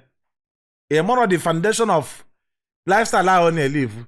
Isorozi eje live with lifestyle a. Yes. Ọ ya bụ na emecha akọwazi akọ anọkọtazi asị na enwe divorce. Yes. Are you getting it? Yes. So wee bụrụ ya. Onkwe unu ga-amụtakwa na. Ese na ọ dịrọ possible change nwoke as a woman. Enwe ndị ga-ebelieve na onye ọ ga-adjust, ọ ga-echange. Why do you ekwu na ade change nwoke change? Nwoke na-echange onwe. Ị hụrụ taa agwọ. Agwọ nọkata oyipu awụrụ ya n'aka ya nwere onye na-emeli ya. Onye aka nwoke si eme. Yes. Yes. Ọ bụrụ na karata ahụ amacha ọbụ na ahụ nwoke. Yes. O decide ka oyipu dị awụrụ. O nwere ihe imekata n'ụwa gị mgbe ahụ ị na-achọ ka iyipu ya dị awụrụ. Bụ nwaanyị na-afọs dị gị ka iyipu awụrụ dị gị awụrụ ya ị na-eme ka ọ bụrụ na fọs.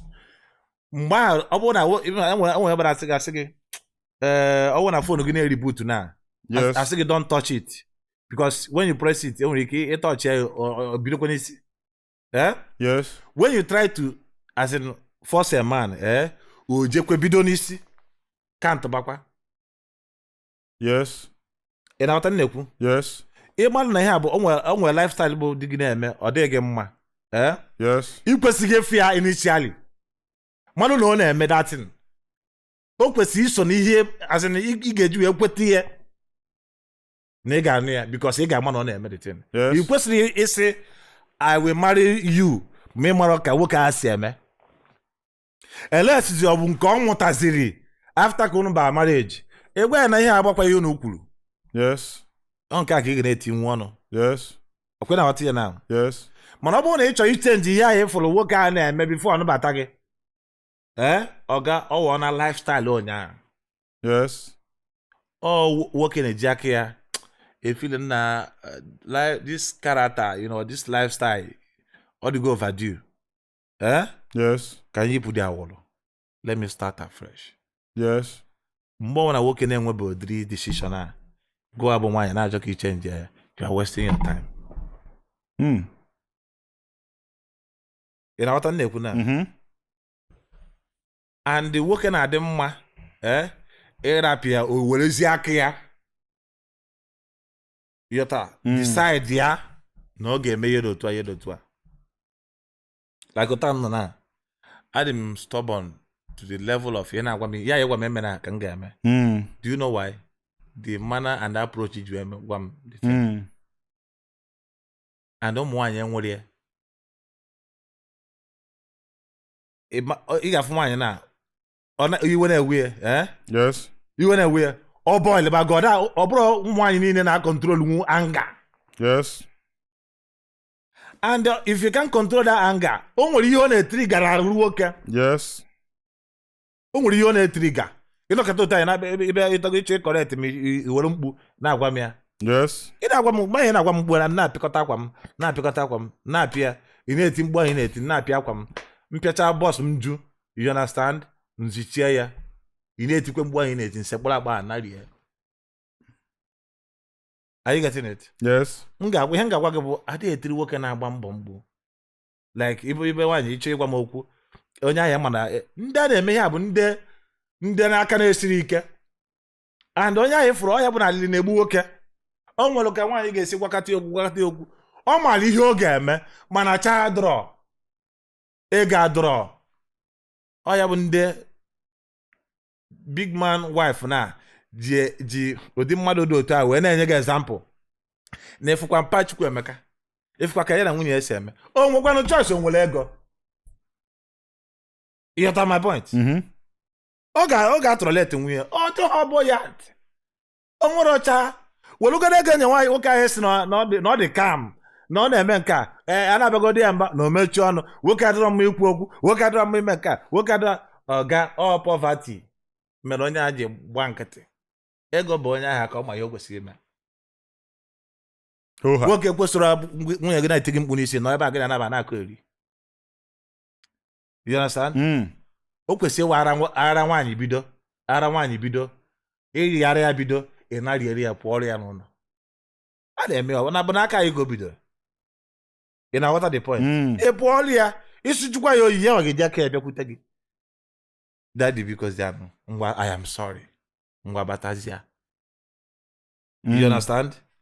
Iwe bata ndị a eji wee na-amalụ gị ata ịfụrọ useless man emetụ obere ihe ị ga-achọ ka esi atụlọ detail ịkwa ngwongwo gị pụọ. Are you not seeing mpa Emeka ọ na-eme otu a? Are you not seeing onye ahụ eji ọkwa ego o jiri wee kọsịrị ya o chekicha ego ọ ga-akwụ na hotel chekicha ya ọ ga-akọsị ya o ji waya sị na nna ga ọ pasakwa ebe ọ pasa.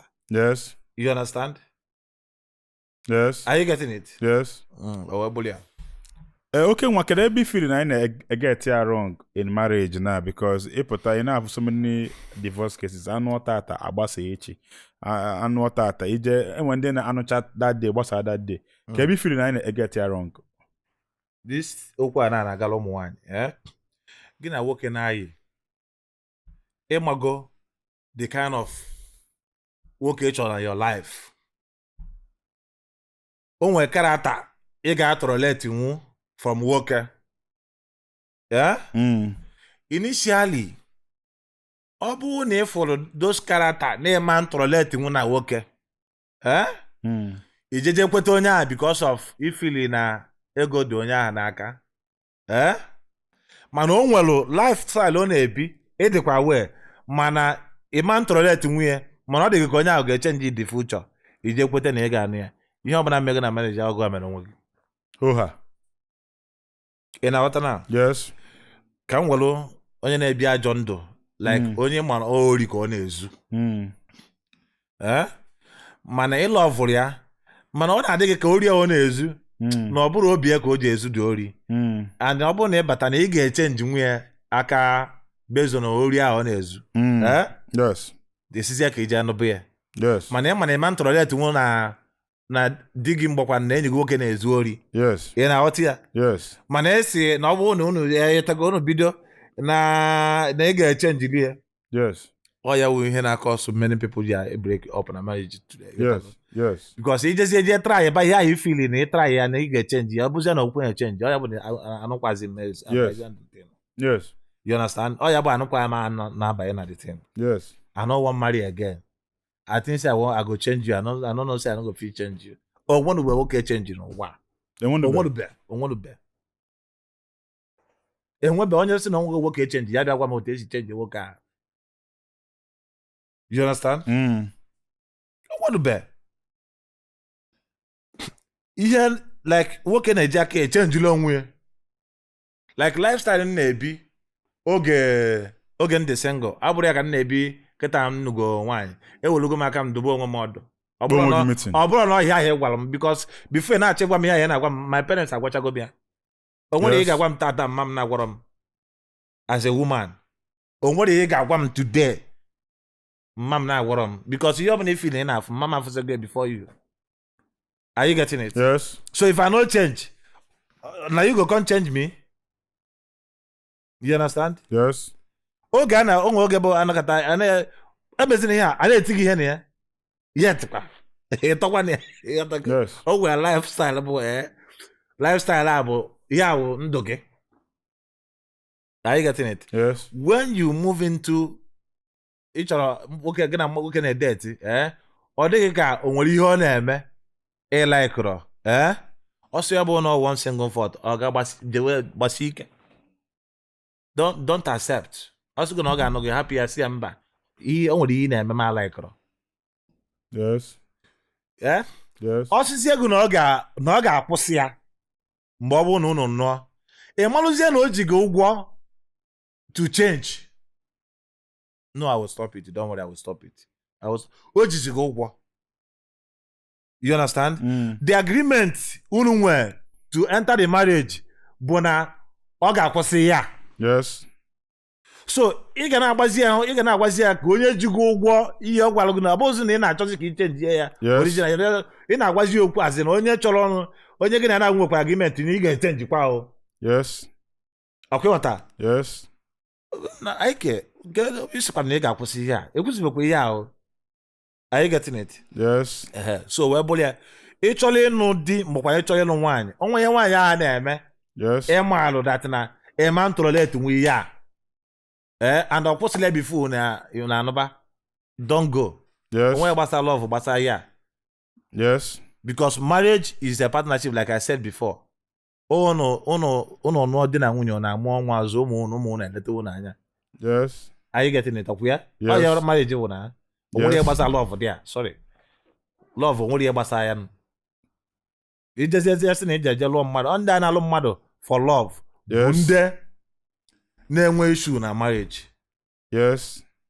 Marry for understanding. Don't marry for love. Yes. O nwere ihe ndị mmadụ na-akpọ love akịta kwesịrị ịbụ understanding. Yes. Like ihe ndị be anyị na-akpọ love kịta kwesịrị ịbụ understanding. Water. Yes.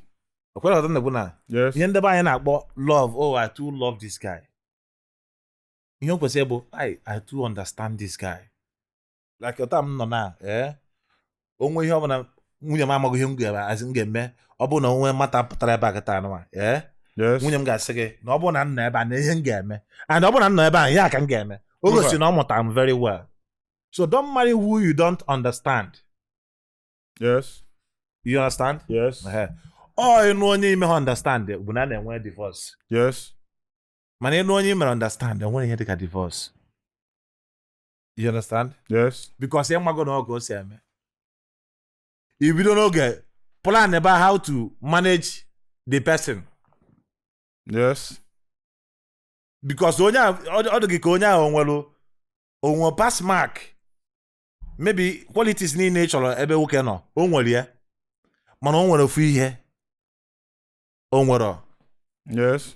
So if you agree to yourself na ị ga-anụ onye a ịmanụ na ị ga na-atụrụlet ihe ahụ until eternity o nwekwa until onye a decide ya na ọ ga-echange. You understand? So wee bụrụ ya so ime ha na nwoke understand ama nwe Over. divorce. Nwoke eme nwaanyị understand ama nwe divorce. You understand? onwe ndị nụrụ nwaanyị taa problem nwunye ha bụrụ ajọ mmadụ mana ọnụ ha gbara ha amaghị ka ha sa control onye ahụ other than iti onye ahụ or something like that. Nwunye gị ha na-eme ha na kọnere ise kpụrụ akpa gị na-awa awa. You understand? And they're going to need to go in sick. Yes. You're not cross her gate before in the evening. Or you're quite again again, because now man is going again. Yes. Understanding. About love. Yes. You're talking. Yes. So I believe. Okay, mgbe nwoke kwesịrị ilu si na olugo oge ịnụ nwaanyị kemgbe bụ na nwoke luo ma ihe ọ nwoke kpata ego ka nwoke lụta ụlọ ka enwe mgbe bụ na nwoke luo ọ sị na o kwesịgo ịlụ nwaanyị gaa n'iru.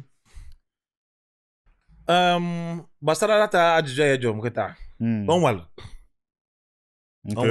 okay ka m were ụmụ anụmanụ wee malụ gị atụ ọ bụ na ị nwere private dog like all these like ụmụ nkịta this home domestic animal ụmụ mgbe bụ esokata nkịta sị gị na nkịta abịazi obi evuozi abnormal asị gị na o toruo na ije di na you understand cross yotago ise gbuli ya je cross mgbakwa ịbịakwa efu nkịta isi ajụ oyi oyi nwoke na-etolu etolu onwe mbebe nọkata in your life agụụ ya agụba gị then agụụ ya ga-agụ gị I want to be what I want to be called a father. Achọgo m ka onwe ndị na-agba ụmụaka na-agbagharị na-agụ a na-akpọ m fada ọ na-agụkwa ogbenye gụọ onye ji ego mana ọ gụọ gị azị ogbenye ya bụ na ego adịghị gị n'aka ije gbalụje mee ya is a mistake itorubie mana mgbe ahụ ji agụ gị o nwere mgbe ọ na-agụ ihe m na-agwa gị lifestyle a nwere oge ọ ga-agụ gị as a man o bido ịgụ gị ifu ego n'aka gị mee ya itoru gị enwere age dị iche iji anụ nwaanyị ị nwere ike ịdị 18 years yie mmadụ for 8 years ya na ịnụ nwaanyị ọ bụrụ ofu ihe ka ọ bụ like gị na nwaanyị ịdị like 18 years gị na nwaanyị bido eyi gị na na-abịa date for 8 years 9 years okay you are a family man okay mara ịyiri mmadụ 8 years ọ ga-agwa ezigbote ekwesịrị ịgba akpọ meeting ndị nna pụta nwa na-esiri unu ike unu enwere nwa based on yes nwa nwunye na-esiri unu ike ịghọta ka nna agwa gị nke wee eziokwu pure ịghọtago mana ihe ma mme mmadụ advice ime bụ for example taa ọ bụrụ dat na nwaanyị agụwago gị ji ya ego si ka ije lụọ nwaanyị na itoruo n'oge oge itorubekwu ya since you don't have money at hand you never told the ịlụ nwaanyị so na eji ego anụ nwaanyị ọ bụrụ sị nụọ na ihe ga-eji wee zụ nwa na-eso nwa abịa ịhụtụrụ onye ụkpa na-akpa nkata before ogbenye na-enwe pet ọ na-abụ iri ji onye pet gị say if you cannot have a pet maka ijiri ego ọ bụrụ nwaanyị ka ọ dị ka ga-anụ onye na-ejiri ego no I'm asking you now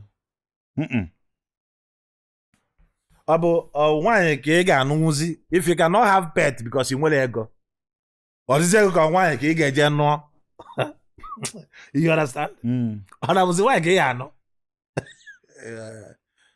so ego so n'ihe a na-eme no be lie you must have ihe na o nwere mma another video nsi m ga-eme m ga-direct ụmụaka be anyị gbasara alụrụ di na nwunye enwere ike for example edu gị na boy eji ihe ka lese o nwere ike si wee na-eji 10 million duo gị na boy you understand after 1 year na-eme ọfụma ije golu moto yatago ibili n'ọnọdụ mma na yota furnish every month ị na-enweta dịka 1 million naira as a profit gị ị na-ebi ọfụma ọ dịghị ka ị na-eme ọfụma it's not time yet to get a wife. Yes. Nwoke kwesịrị inwe a wife mgbe ọ dịgoro well established. That is when you are going to have a successful marriage. Yes. Huh? Yes. When you are well established, you will have a successful marriage. Or else, a partner, not a liability. Yes. You mean by a partner, not a liability, is we can look at get your wife on get our wife in make content. Yes. Online. Yes. When I go. Okay, she's your partner. Okay. I'll put a liability to you. Yes. But no we can on a stage, you know one, yeah? No one well experience of doing. You understand? Yes. They call their mother. They will go and tell their mother. Are you getting it? Yes. They don't have problem like this with one solution. Oboro ahia ka o nwere experience of ezo. Obokwa no content ka o nwere experience of ime. O nwere ihe o nwere experience. O nwere aka ọlụ. Nothing. Go after na-enweta ego every month ị na-enweta 1 million naira ijide magbulu odi mmadụ a. Oga Igbo aha abụkwa ya own. A na-etolu odi Igbo etolu. Sorry to use this word. Sorry. No, go ahead. Gbam ka anọ. A na-ekwu If odi Igbo a, Igbo ndị nze. Igbo onye aka siri ike. Ije bulie na village straight.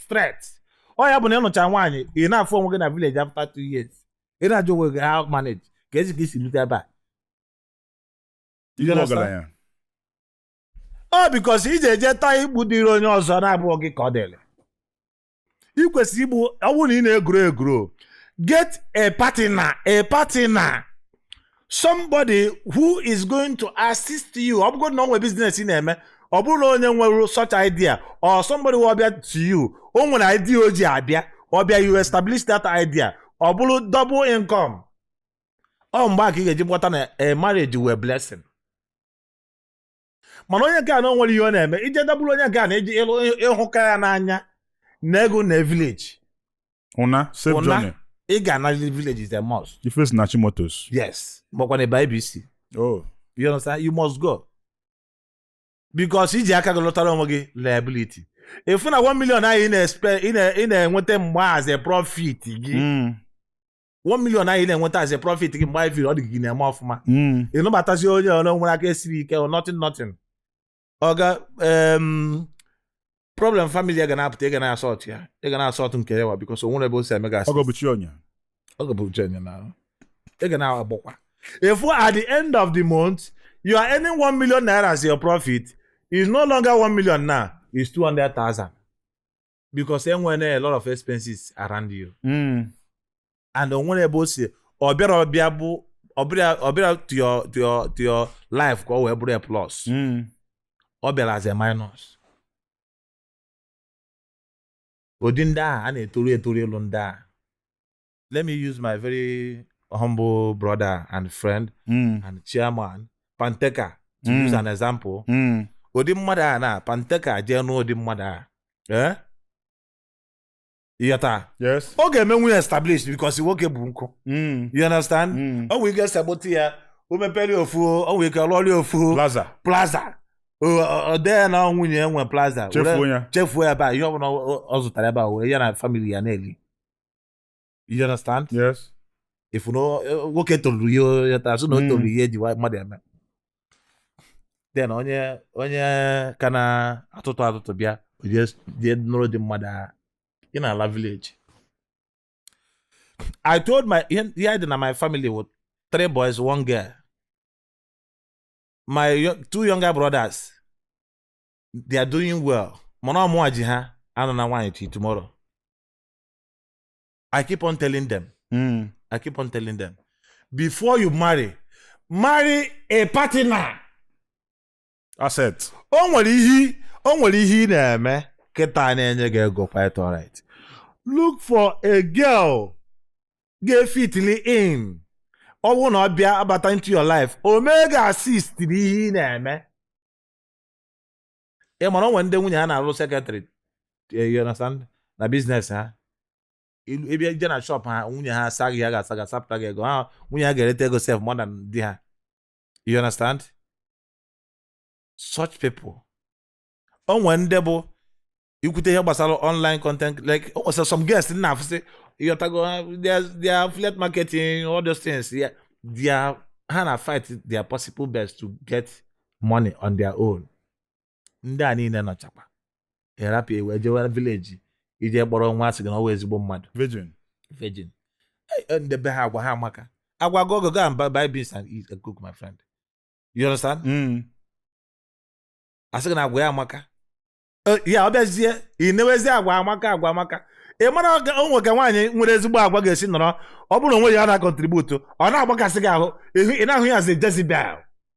Ihe ọ bụla o metụrụ iwe a na-ewe gị because why? Agwa ya malụ mma mana o nwere ebe o si contribute. Agwa nwaanyị mma kwesịrị ịbụ nwaanyị ọbụla nwere ihe ọ na-eme agwa ya maka. Nwaanyị ọbụla nwere aka ọlụ agwa ya mara mma. Kedu ka ị ga-esisi onye na-enwere ihe ọ na-eme si na agwa ya mara mma? Kesi ka agwa ya si gba mma? Kedu agwa ezi ihe bụ agwa? Nna agwa nwa amaka is a very humble. Boy ọ ga-eji dị humble nwere ihe ọ na-eme. You understand? Boy ọ ga-eji humble. O nwere ihe ọ na-eme na o nwere ihe ọ ma anya. She cannot contribute na your own idea because ọ mụrụ ya.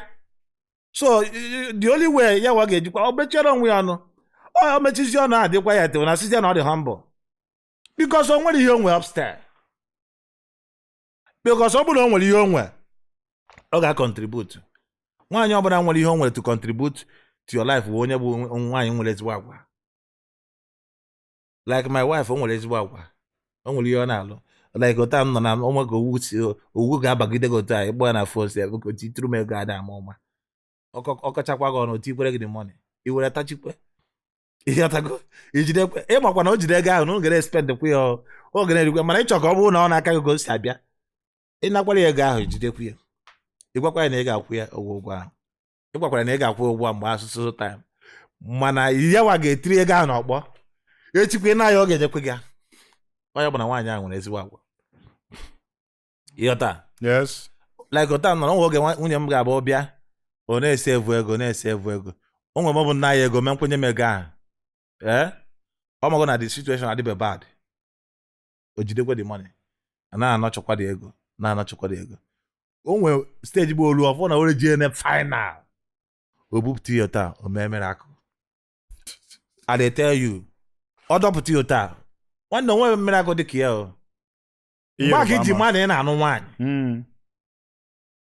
ọ bụrụ na ị na-anụ nwaanyị na-enwere anything to contribute ọ you are a single man. Mụ achọrọ ịgbata ndị mmadụ ga-esi ghọta ya but ihe a na-agwa gị na bụ onye nwere uche enweghị ebe nna-aja. The Noye Soludo Pad Bank, a menstrual hygiene mission embarked on by the Healthy Living by Noye Soludo initiative to ensure that no girl child in Anambra State feels ashamed, embarrassed, or misses school as a result of period emergencies. The Pad Bank project continues to spread and has been expanded to over 222 secondary schools, tertiary institutions, and the NYSC orientation camp in Anambra State, with free pads adequately made available to young girls. Noye Soludo Pad Bank. Let's make menstrual hygiene everyone's conversation. You marry, your wife is not supporting you in one way or the other. Now your business name or with income na the family. Okay, you are a single man. Why are you not single? Oh, go and go school fees na you never go. Are you not single? Are you single now? You need a shiharagi. Nwa beto obere akwa sị gị daddy ọdịkwa ka nwa ọkụ ọdị ebezikwa dịkwa ka o nwere ihe na-eme nwa ọ bụrụ na ị gwaghị ya buru ya gawa hospital ma nje o nwere anything ọma to contribute o nwere ihe o nwere to contribute ọ ga-akpọgide gị na phone taa phone m na-arị ebe a na nwere adị m epic call a ọ ga-akpọgide gị ọ chọrọ ka o kwụsị n'ọrụ gị pụta ka o wee mara ihe ọ ga-eme mana o nwere nwaanyị bụ nna arụ nwa dịkwa ka ọkụ o buru eje hospital uruzie na hospital ebe ahụ kpọgụ na phone daddy ebukwe m bọbọ jewe hospital o nwekwa ka arụ si eme o enegokwe ya chegokwe ya ma nwa ọgwụ enyere ya si ka ebe nọ na anyị nọzi na ya dị ifo different o nwere ihe ọta ọsọ tụgị ya He's just calling you to give you notification. Yeah, man. Updates. Man also to gear. I'm back in the man and one. You were a partner. Back in the man in a partner. And I my point. Yes. In when you're supporting energy.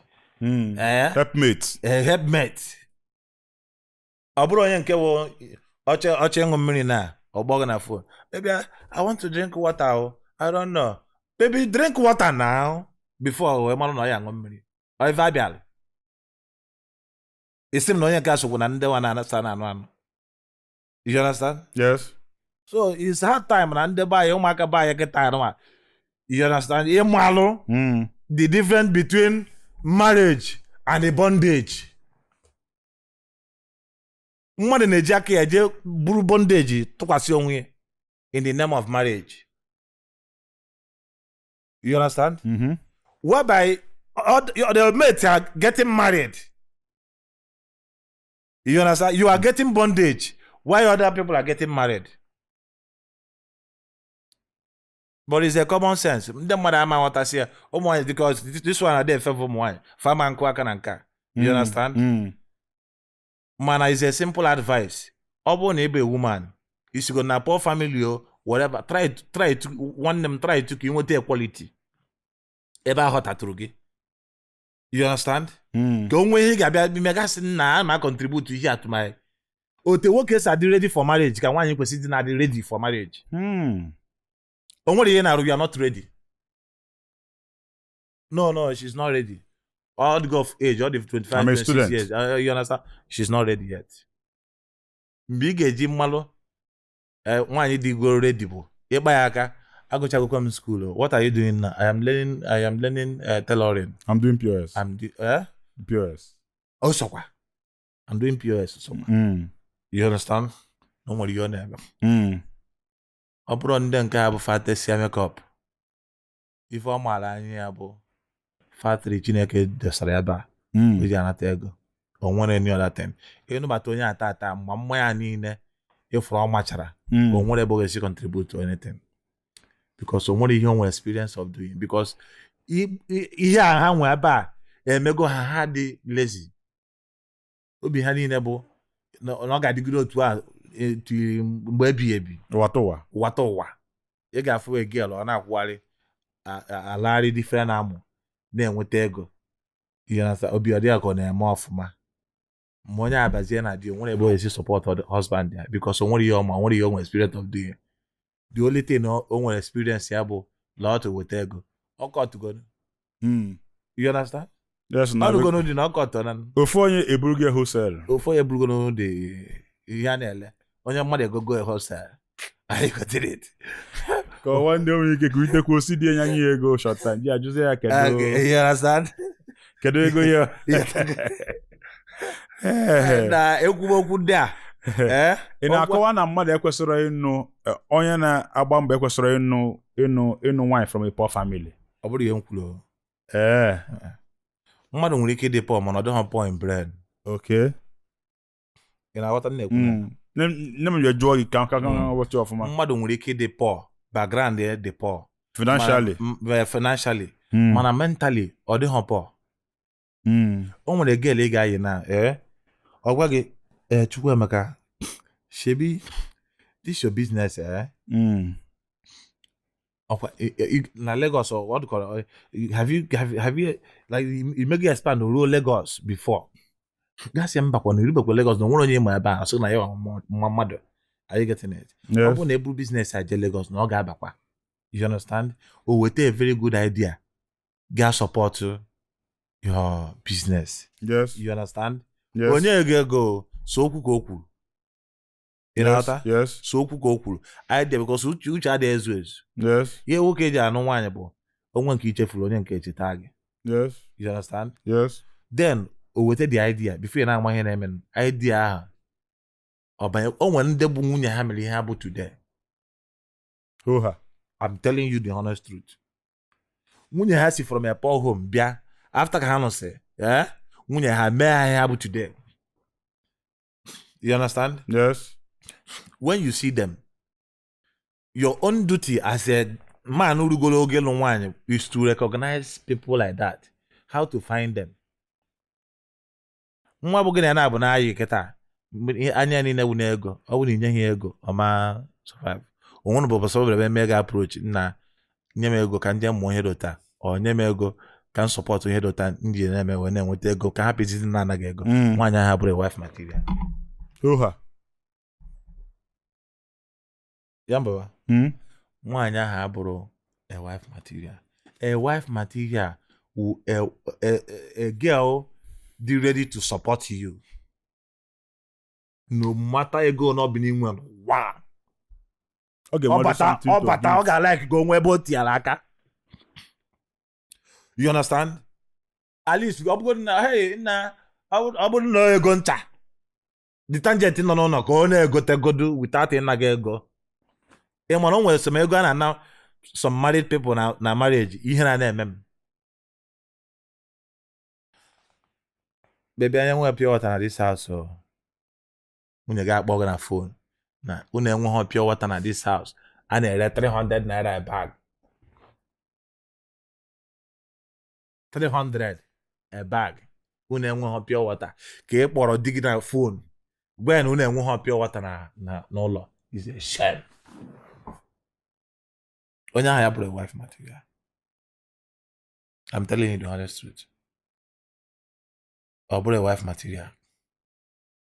And di gị na-eme ọfụma na-enye gị ego, ire save you were na-ego sọsọ ebe a na-ahụ gị bụ ọ bụ na igo ha wig. Skincare. You go skincare. Sorry. You go skincare. You go just flashy things ihe na-agụ gị. Ị bụrụ a wife material. Because a wife bụ o nweta opportunity save tetu ego. Ọkụ got the money for a hard time. Ọ bụrụ na ị nụrụ nwaanyị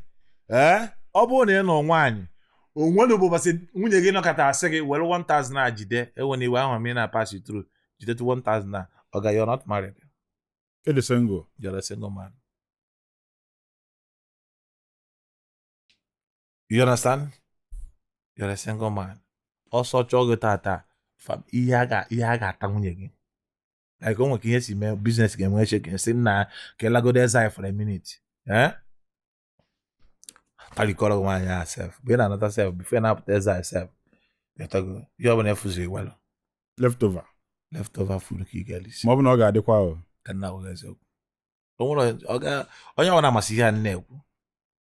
Mana ka ọ kwa ka ekwu ka ọ wee bụkwa na ozu nwere onye osi n'ọnụ wee because ọ dịkwa ka ọ na-atụzi ndị mmadụ ozu ikwu. You understand?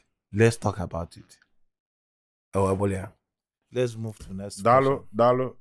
Enwe ihe ikwu maka positioning mana ị bịa akwụchala iwucha mgbalụ mgbe ị ga-afụ mmadụ ọbịa kpọga nwa ya school ebe big men children nọ ka ọ wee connect ya ụmụ big men ikwu maka Sheyi Tinubu na ndị ọmụnọ classmate. Kedu uru ọ ba some parents amarọ na ọ na-awa ọkwalụ nwaanyị na ebe difu nwaanyị bụ ebe nwaanyị nọ. Ọ bụrụ you don't expect mgbe ọbụla nwike ọbụla nwa gị nwaanyị nọ n'afịa ma ị na-eme expect ka onye na-azụ afịa na supermarket n'afọ ya. Kedu uru ọ balụ i-position che ụmụ gị ebe they can mingle with ndị dị privilege.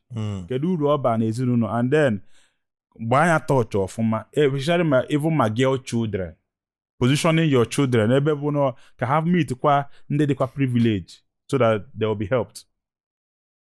Ihe dị ebe ahụ wee bụrụ na like I said before, the reason why mmadụ ji abịa otu ya nọ na nwa iku n'aka na-asị gị 200,000 ego school ya ị na-eti mkpu nwa na-ada ekwu okwu 200,000. Ife eji eme otu a bụ ka ị na-agba mbọ you are building the future of that baby. Be it boy or girl. Because in a set a certain standard of people na associate amengolo. You understand? You are creating an opportunity space for that's your baby. You understand? Yes. Because ndị ọ na-mingle with, ndị ọ nwere as a classmate, ndị ọ nwere as friends, bụkwa ụmụ big man. You understand? Nke a sokwa. Yes. Doesn't mean na onye gara school, government school, gụrụ free education ama nwetakwa contact yo. Okay. Mana chances, the other one are higher chances. You understand?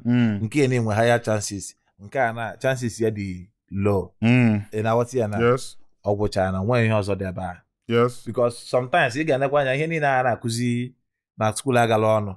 A na-akụzikwu ya ebe a. Gọọmenti mekwuru ya na-akụzi ya. You understand? Yes. Enwere ndị mmadụ gara government schools. Some of all these our leaders today now, most of them were public schools. Kafaga. Are you getting it? Yes. But they are abulugo mmadụ. Yes. O nwere okwu nna dị wee na-ekwu na my content ma mmebe, you understand?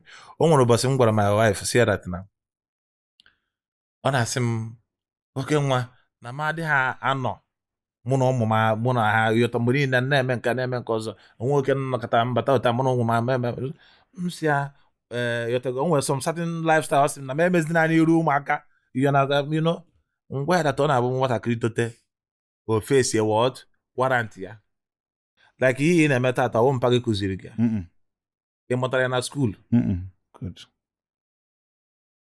ị face go your warrant, you understand? Ị gacha school kịta the next school ị ga-abazi bụ street Life. ka nna agwa gị eziokwu egwuo street a ụfọdụ na-eche na izu ori ọ bụrụ izu ori onye na-agba bọyị nọ na street, onye na-amụ ahịa nọ na street, you understand? Yes. kwela nọ na-ekwu na Yes, I dey hear you. I dey feel you. ebe hazi ka ị ga-aga the highest mahadum university ịgụchagokwa o nke ndị oyibo inwegokwa asambodogo mana ọ bụrụ na ego ha that particular one iburu asambodo na-akpagharị for nothing. Ọ bụrụ ndị niile mere political science nọ na politics Mba. a ya pụtazie egochazie akọrọ gị aka na egocha ana bịazie ka ego nke ezigbo ya Bịa gụọ nke life. ebe emezie ebazie practical isoro nụ gbatu bọị n'ihe a na-eme. You understand? Mana the advantage ị nwere azụ onye gụrụ school nwere higher, you understand, meet nwere, you know, ị gara school ndị ọgaranya bụ na ị ga-emit si people, you understand, ga-adịrị ha easy ị carry gị along, you understand, because right from childhood ị mingle with ndị aka dị mma. Yes. Ịghọtago? Yes. Ya bụ dị ọgwụcha ana. Yes. Ịghọtago? Yes. O nwere sị na ịdị intelligent dị iche from ịdị smart. Yes, na intelligence, nwekwa ya gbasara intelligence na smartness. You understand? Onye intelligence ga-anọ ebe ọ na-asụ oyibo, onye dị smart ala na. You understand? Intelligent nwere ike prolong something. You will get it though. Man, onye dị smart emego gị na ala. O nwere dị iche na smartness and intelligence. You understand? Yes. All two different something. You get? Man, sometimes over smartness nwekwara ike lead gị to backwardness. How? Yes. Okay, my hear something the smart. Smart a na-ekwu bụ as in you took it unaware. You understand? Ọ bụrụ ihe niile gị ga-eji smartness nweta. O nkwe ihe bụ ọbịakwa o require something nwere you need to use intelligence. You understand? To achieve it. Smartness doesn't work there. Mana chances a na-enwetazi na abụkewe chances need smartness enwere ike cross ya. Ọ na-adị mma edukwa intelligent dị smart. I balance ya. O wee chịkọ. Inwe ofu ihe ka akọrọ gị. Inwe ha na one, you are still lacking. You need ịdị intelligent, ịdịkwuo smart. O wee lụkọ ọlụ ọfụma. O wee lụba. Ihe wee sit ya. O nwere ihe ilenwu ị ga-elenwu na ama nlenwu. O nwere ihe m ga-elenwu na platform ga na bụkwa very big platform. You cannot sell it, but I can sell it. You understand? Yes. Nwe ihe ma nleli mana abịa na your platform ị ga-elenwu ya. Yes. You understand? Yes. Tag ọ dị. Yes. Ya bụ na onye a dị intelligent, yes, ọ dị intelligent mana ọ dịrọ smart. Yes. Mana onye nke a dị smart mana ọ dịrọ intelligent. Ịghọtala? Ịghọta? Yes. Ma na ọ dị smart dịkwa intelligent. Ọ bụrụ ofu ihe. Quality na-aba abụrụ ofu ihe. Yes. Onye nke a nwere 70%, onye nke a nọ 90. Yes. Ịghọtago? Yes. So, ọ bụrụ ya. In conclusion, ka anyị round up ka mụ ala awọ gị na ije dị gị n'ọkpa. Asụlụ Igbo sị na the rich are getting richer, the poor are getting poorer. Just like the rich are marrying richer, the poor are marrying poorer. Ka ihe mee ndị rich ji anụ rich, poor na anụ poor. Enwere ụbọchị akwa Obi Jackson na nwa Emma Bishop ihe n'ụlọ. Ndị a bụ ndị bụ na ọbụna ha nụ nwa poor, o nwere ike ọbụna nwa ya nụ nwa poor. They will help generation. Ka ihe mee ndị rich na anụ rich, ndị poor, or a good development ka ọ bụ ihe dịbalụ gboo. Mgbe ọ mawuru onwe ya. Akwa ya? Gwogwo ọ mawuru onwe ya, inwe opportunity ya, ọ dabara gị otu a, ma ọ bụrụ mmadụ niile ka ọ na-adabara. You understand? Ọ dabara gị ọ ihe a na-eṅomi ọ dị mma. Ọ bụ na m alụbe nwaanyị taa. Ọ dabara m na nwa president ka m ga-alụ, aga m alụwa ya anya. You understand? Ị ga-adị happy ịlụ ya. Enwere ihe imekata n'ụwa ka esi na ị na-eṅomi poverty. You understand? Enwere ihe imekata nna achọrọ m ịdị ka ọga anya na-akwa baro. Nna agwa gosi ebi simple life. Nna achọrọ m ịdị ka onye ịtagokwa afọ. O nwere ndị na-achọrọ ịghọtago ha nọgo na this position. They want to maintain it to entirety. Ọ chọrọ ịpụ ebe a. Ọ chọrọ ka family ha chọọ short. O nwere like now ndị gbara afa na ụwa to ụwa ha until ihe na gbasatara ụwa pụọ. O nweghị ezo ya ga-aba na poverty again. You understand? Looking at ihe agbụrụ ha, asị na agbụrụ ndị ndị ego dị na family ha. A na-eṅomi such a thing. Onye ọbụla chọrọ ịbụ, everybody want to get rich. But nobody want to become poor. You understand? But everybody want to get richer every day. But no one onye ga-anọkọta sị na adịla richer too much. Achọrọ m ka ndị poor. You understand? Yes. So why chizire ekwu ka? Onye ọbụla want to get rich na? Are you getting it? Yes. Yeah. So ọ ihe na-eṅomi ka ọ bụ. Onye ọ dabara o merụ otu ahụ. Yes. Ọ dabakwara gị sisa dị ọ dabara gị because ihe ndị anyị na-awụcha destiny akara aka ka. Yes. Onwe ndị bụ si na family ego dị na ya, ha jee nụ nwaanyị nụta jee na family ego na-adịghọ. Ịghọtago? Jee na family ego na-adịghọ, jee nụrụ nwaanyị, ọ destiny. Ebe ọ dabara onye ahụ. You understand? Doesn't mean na ọ dabara gị na ebe ego dị na ịma nje dị ya. Ọ dabara gị ego, ọ ka nụ mmanụ. Ota nọ na Obi Jackson a na-egwu okwu ya, ọ ga-akara m mma na mụ na ya na-abụgọrọ ọgọ for just 1 month. Temporarily. Like a temporal ọgọ. Mzagoro ọgọ Obi Jackson for 1 month adị m oke. Ịmakwa ihe ọ ga-enye gị. Ịmara Okenwa nke na-anụ nwa Obi Jackson. Nke nụtụburu nwa just mee ya nke nụtụburu nwa Obi Jackson. Asị gị na onye na-anụ ya nke nụtụburu anụtụ. Dana for you. Ọgọ na-ekwuzi ya. O je pụta. DJ godo pụta. Contact ya Grace. Na for you. Ọmango gị membe onye poor man dị. Asị gị ịmụrụ onye dị ya. Ọ daga nke a na-anụ bụ nwa Adama na-akwabaro na. Ọ bụkwa na ịkwabara bụ ihe ọjọọ. Ị ma na level life nwere stages. Yes. You understand what I'm saying? Yes. Life nwere stages. Yes. You know? Example gị na-enye. Example ka m na-enye. Kama ihe ezu ori aka mana ịkwara bara quite alright. Bana ihe na-enye example. Onye ọ dọrọ n'aka wọdụ ego n'aka wọdụ ego n'aka. Ịma nje wee mara onye ọ dị n'aka. Yes. Ịghọtago? Yes. So it's a total blessing. Blessing ya wugoro blessing nwa ngabasị duju azụgbọ afọ. Ịghọtago? Blessing yiri ife. Blessing yiri ife. Maka na poor man bụ ihe na-ezi ndị mmadụ na nwunye m alụtugokwa. Nwunye m amụgo nwa ka ewetụbali ya ego. Afụbe m poor man zile ọ bụla na nwunye ya amụgo nwa. Ọ ka ime gịnị? Bifie na-amanye na-eme na ya ka ya n'ọka nwa. Yes. Ọ mgba ka ozi ike izi gị ka ị bịa na ịchọkwa. Ọga ị mara na-eme naming party. Naming ceremony. Naming party, yes. Onwe gbasara naming party, naming ceremony. N'afọ ka a na-anọ abụghị afa. Afọ ya ga-abụ before ana motu ga enyego ga afa sef. A ga-ebu gị n'afọ. Di gị na-ajụ gị o mechicha gị aka n'afọ. Ọ sị gị Ifeanyi Chukwu kwenu ga-ego mere. You understand? Ifeanyi. And Abanya unisex name. Yes. Ọ ga-abụ ọbụgodi nwaanyị bụrụ nwoke. Ọ ga-aza nwa afa. Mba nwoke na-enwe ọtụtụ afa na. Mba onwe like mụnwa. Enwe aha m my grandmother ba m ihe anyị Chukwu.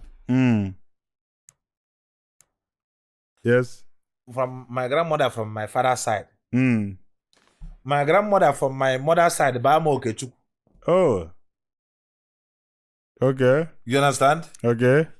As a first child, you go first you get one to tap because you know it the first pet. Yes. Then my mother Bamo Stanley. Okay. Then I will come another name. My father Kinsley. Yeah. Afakale. Afakale. You understand? Afakale. I will poor man picking and but I would go the bany. And what can Mel name ceremony? Good on them. What's up about that? I bought Fafa is not good after that. I go Fafa. A guy I forget. About I get unaware. Oh, I can in areas. You look at this now. That means I got the boon now. Oh, you have a naming party now. That means you know where I go. Never question. But I video about the Macafa. Just another video. Just skip one. It's not for you. Just go your way. Just go your way. At least amụtago m na agwa nwaanyị bụ nwaanyị na-agba mbọ. Onye bụ agwa ya. Ndị na-achọ virgin, ị na-achọ virgin ọ ritual ka iche ime ka bụ nice sacrifice. Yeah, even virgin a na-enwe foolish virgins. All in the Bible. Among the 10 virgins, and were wise virgins, were the 5 foolish virgins. Come here, no why as in now man worker, now draw supportive. No one you will thousands of body counts that support your life. Universal charger. Yes. You will go far with him. Noble hold my support way. You will go far. You will tell go people will not speak bad about you. If you go back DJ ni onye nwere go asa na brace bomb mother. Also egwu ndị mmadụ wayo. Did I na aga kwa na ya with the most this man. Anebe. The most humble man on earth. Ọkwa onye na ndị mmadụ ihe n'ike. Mana ego dị be ha. Ịma mkpam. Nwanyị anyị feel no nwere too much body count. Beba support ba husband ya nwetewezi nnukwu ego. Ego adịzie na family ya na di ya na-agba mbọ na-enweta nnukwu ego. Ịma ngwa nwunye ị ga-agwa nwunye n'ihu ya. Na nwaanyị a washawo ka ọ na-agbawo before. Ị ga-agba ya shawo. Egwu ọ ga-ekwe gị gbọ nwaanyị ji ego family ego dị na yọta na support di ya ashawo. Na ọ gbara ashawo before. Ọ bụrụ na gị na go before. Ọ bụrụ na gị na na-abịa dị na go before. Ị ga na-agbakwa ezigbo mmadụ, sorry. Boss. Yọta. Madam. Yes. You understand? Yes. Yes. You understand? Yes. That day, one way tomorrow, I can say this woman, very hard working. No, God. Yeah, because bomb mother. No mother. On was on I got go. Many body can't tell me before no. Is it of a legend? I wanna manage partnership and market. Is partnership. Join hands together to achieve a goal. One goal. If it's a marriage, join hands together. But you can't be here, daughter. I can't win your force here. You understand? Join hands together, water. I will clap for Jesus. Ofonye, guys. You want to ebuka? Na-enede nwa n'anya, ọ na-enye nwa ara, ọ na-eme nke a. I am the only person. Na-ewero nwanyị dị mme, I don't take it as anything. I don't ewete as non-nukwute ọlụ. Sorry to say. I appreciate all the mothers, yo. Man, what I mean as a big deal. Maka na the natural n'ime gị. Okay, Chineke could go no, your pattern of life. You are another species of human being. You understand? Because all natural something. About a big deal because all the natural. You understand? What's made them take a brain? Even 1 9 years and I didn't 1. And if you 9 years, it didn't more. Are you getting it? Yes. Give us a dream again. What is in the womb of the Guinea? The womb of the Guinea. A baron boy, what? Oh, brother, boy, was special. That's not, you are just performing natural something. Chineke just kegi makia. I am an you understand? So are you getting it? Yes. So is idima na bụkwa eziokwu na yotago ọ na-arakwa ahụ mana ọ na-achọrọ kwesịrị gị ahụ. You understand? You kwesịrị na afia as anything not big work because all natural something. Are you getting it? Yes. So more after as a big work. You understand? Yes. And out there not here there again. It doesn't stop you from doing. Okay, my mother effort. We go the my because here I'm able 7. And one for 4. One of my late sister, all the member, they lend me. As in, all the year for women. Now, they lend me as a mama put now kwabaro on top of it. Now, you know. Now kwabaro. As in, blue alpha, now kwabaro na lend me. It's to show that, you know, one of them make an equally doesn't stop you from from hustling. As an African woman, they go to naturally strong. Man, all this is gonna bring here, man. Man, I've seen more money buy from Abia State. They do it on a steady. On a steady. Jane, I hold up. Let me say for using that example, I broke what they are character, but I'm just using it as an example. Yeah. If one idea me on pure bottle water and see and mineral now go out a single girl or a single guy, a man care life. No go if we are go and see Wogota. One year for your feeling, you know, bravo. Go and see Wogota. You go shock. You understand?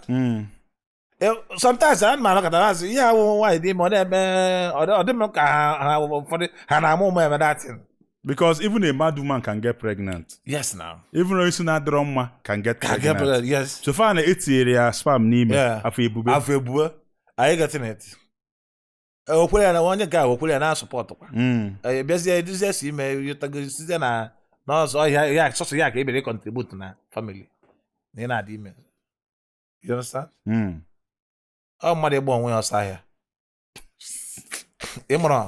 Self-exploitation. Hey, boy, when I saw here now. If there's a family, it's not someone who can have more. No, you will hear with a table. I just adopt. You understand? Be alone. I'm adopt. There more money. You could not have solve what the problem. You understand? Solve a problem on can one. The man know some people thought I was single daddy raising her, single father raising her. How more about their mother not tomorrow. Or they when them man one. You understand? Or for the mahalala. You understand? Yes. Man, not the man raise the children. Yes. Ha pachakuru. Yes. You understand? As one bro big deal. It's for everybody. All partnership or something. You understand? Lastly, single mothers. Single mothers, and when they say na single mothers when you say na a single mother. Because that you know na mo onye mutala nwa nyana ka na emekwa anything. What do you have to say about single motherhood? Lastly. aghọta m ihe ị na-akọwa bụ nwa single mother azụrụ ka ọ single mother na onwe ya ma nwa single mother zụ enwe ka nwa a si eme iche ya na single mother na onwe na ya ị ga-advise ụmụ mmadụ ya jee n'ụwa ya no otu ọ dịkwa ka ụmụ agbọghọ ndị ọzọ dị. That one enwere some individual differences there. Okay. You understand? Okay. O nwere nwa single mother ga-azụ. Okay. Ọ zụta ya ọfụma based on nwaanyị di ya nwụnahụrụ n'oge. Thank you. Bụ ezigbo nwaanyị. Thank you. Mana di ya nwụnahụrụ ya n'oge. Thank you. Ọ bụla single mother. Okay. O mere ya ka ọ bụrụ a bad mother. Ọ ga-azụkwu ya. Zụpụtakwa ha mmadụ. Yes. Already o nwere ike ọ bụrụ na onye nke ahụ the woman already nwere ike ọ na-agbagburu onwe ya mbọ. You understand? Na-eme business. Ọzọ nwa ifụka na nwa ọzọ dị coordinated. Mana ọ bụrụ na nwaanyị pụọ na di gbapụọ na di ịzụ nwa ọ dị ka ebe nkịta nwaanyị zụrụ asịgụ na ọ na-ata akwa. You understand? Yes. Because ọ gbapụgo na di because ọ bụrụ na ọ bụ ezigbo mmadụ ma mgbapụ di a na-achụ ya gịnị na-achụ gị di a. You understand? Eziokwu na o nwekwe ndị bụ emegbu ha gbapụkwa like ọ ya mere njisi gị individually yes. O nwere ndị single mother bụ fazụcha nwa odo oge anya na ejekwe na ihe ọ bụla ifuru iwelu mgbe ije. Are you getting it? Yes. Ndị nke a na-abụ ndị bụ ha zụcha mainly ụmụ ha bụ ha jụchara na street na-agba akwụna mainly ụmụ ha nọdụ ya mana enwere some good single mom. Gụwa bụ nwoke na-achụ a single mother onwu kata n'ụwa ka that single mother mee gị ka ị malụ na o nweghị enyi nwoke ọzọ because your children amago that their father is no more or you are no longer in good terms with their father.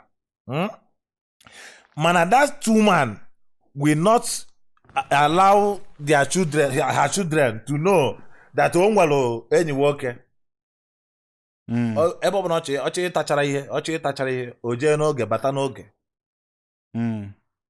You understand? Yes. Go aga na-aghọtakwa ya na mma gị chọtara since nna gị dị nwụrụ nwebeghị ihe mma gị mere since ị ga na-aṅụ iyi.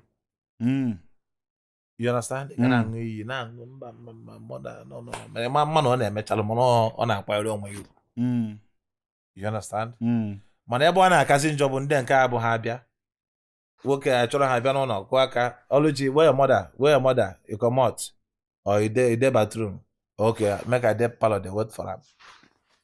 That one nwanne ọ dị nwaanyị azụcha nwa ejekwana there. Don't go there. If you go there oga you go lost. You got lost. You understand? Ị ga-efu ụzọ. It's a must. It's a must. Ya mma nwanne m. Daalụ. Enwe ya na-akpọ take your time na Gbam.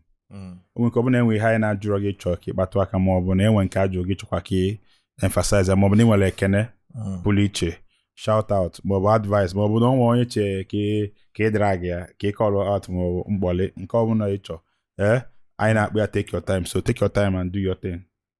Achọrọ m drag gị out. Never drag him now. Them drag him no. Drag. Mmadụ kwa gị vam. Ka ịgba saga. Ka ịgba saga. Mụ anwekwa ya Chineke nya bịa n'ọnụ free. Agụ ya. Ọ dị n'ọnụ na. Ọ dị n'ọnụ. Ba udodo achọrọ m iji opportunity wee kene ndị Igbo bụ Igbo ndị ọ ga-amalụ mma ka m kpụpụ spek ka unu na-afọ iru m anya. Ana m ekene unu niile. Yes. Na mbụ unu mgbalụ wee make sure na mbụ mmadụ today. Yes. I want to thank all my customers ndị na-patronizing na my business because ọkwa mmadụ ka eji eje onye ọbụla na-ekwetere na gị onye ọbụla na-ekweteghị na gị ama nye gị ego. Who doesn't trust you won't give you money. So ana m ekene ka unu ha wee bụrụ ndị na-patronizing na my business. Ana m ekene ha ncha niile n'ofu onye ọbụla mana m nọ into real estate business. Then onwekwe ndị mụ na ha na-abụ nwalụ obelu misunderstanding na business. Like I always tell you, business niile enwe ka eleg. Onwe business na-adị enwe ka eleg. Business ọbụla na-enwere ka eleg abụrụ business. Mana the way you handle that ka eleg will make you who you are. Is what matters. Is what matters. Yeah? ọnwa ndị m gwara ọnwa ndị mụ na ha na-abụ nwetụrụ obere misunderstanding na ihe na business anyị na-enwe ma enweelu m ndidi aga m asọ ọtụcha onye ọwara. You understand? That's all I can say. Na asị na ihe agba n'aka anaghị eji enye and onye a na-ekiri ekiri adịrọ m Igbo ntụ. Ihe m chọrọ ka people malụ that ụta anyị nọ na dị good thing megolo onwe m bụ ibupụta onwe m na social media. Is the only good thing megolo onwe m. And I want them to believe that enwere m a hidden place. Are you getting it? Yes. O nwere ife ọsọ chụrụ m na ka m gbafu asị m na mgba because obodo ọbụla ije na onye Igbo ga-anọ dị ya. Mgbaji America today, ị ga-afụ onye ga-asị gị na Okenwa agbatazikwa America. Otti nọ na nwere a hidden place. Yes.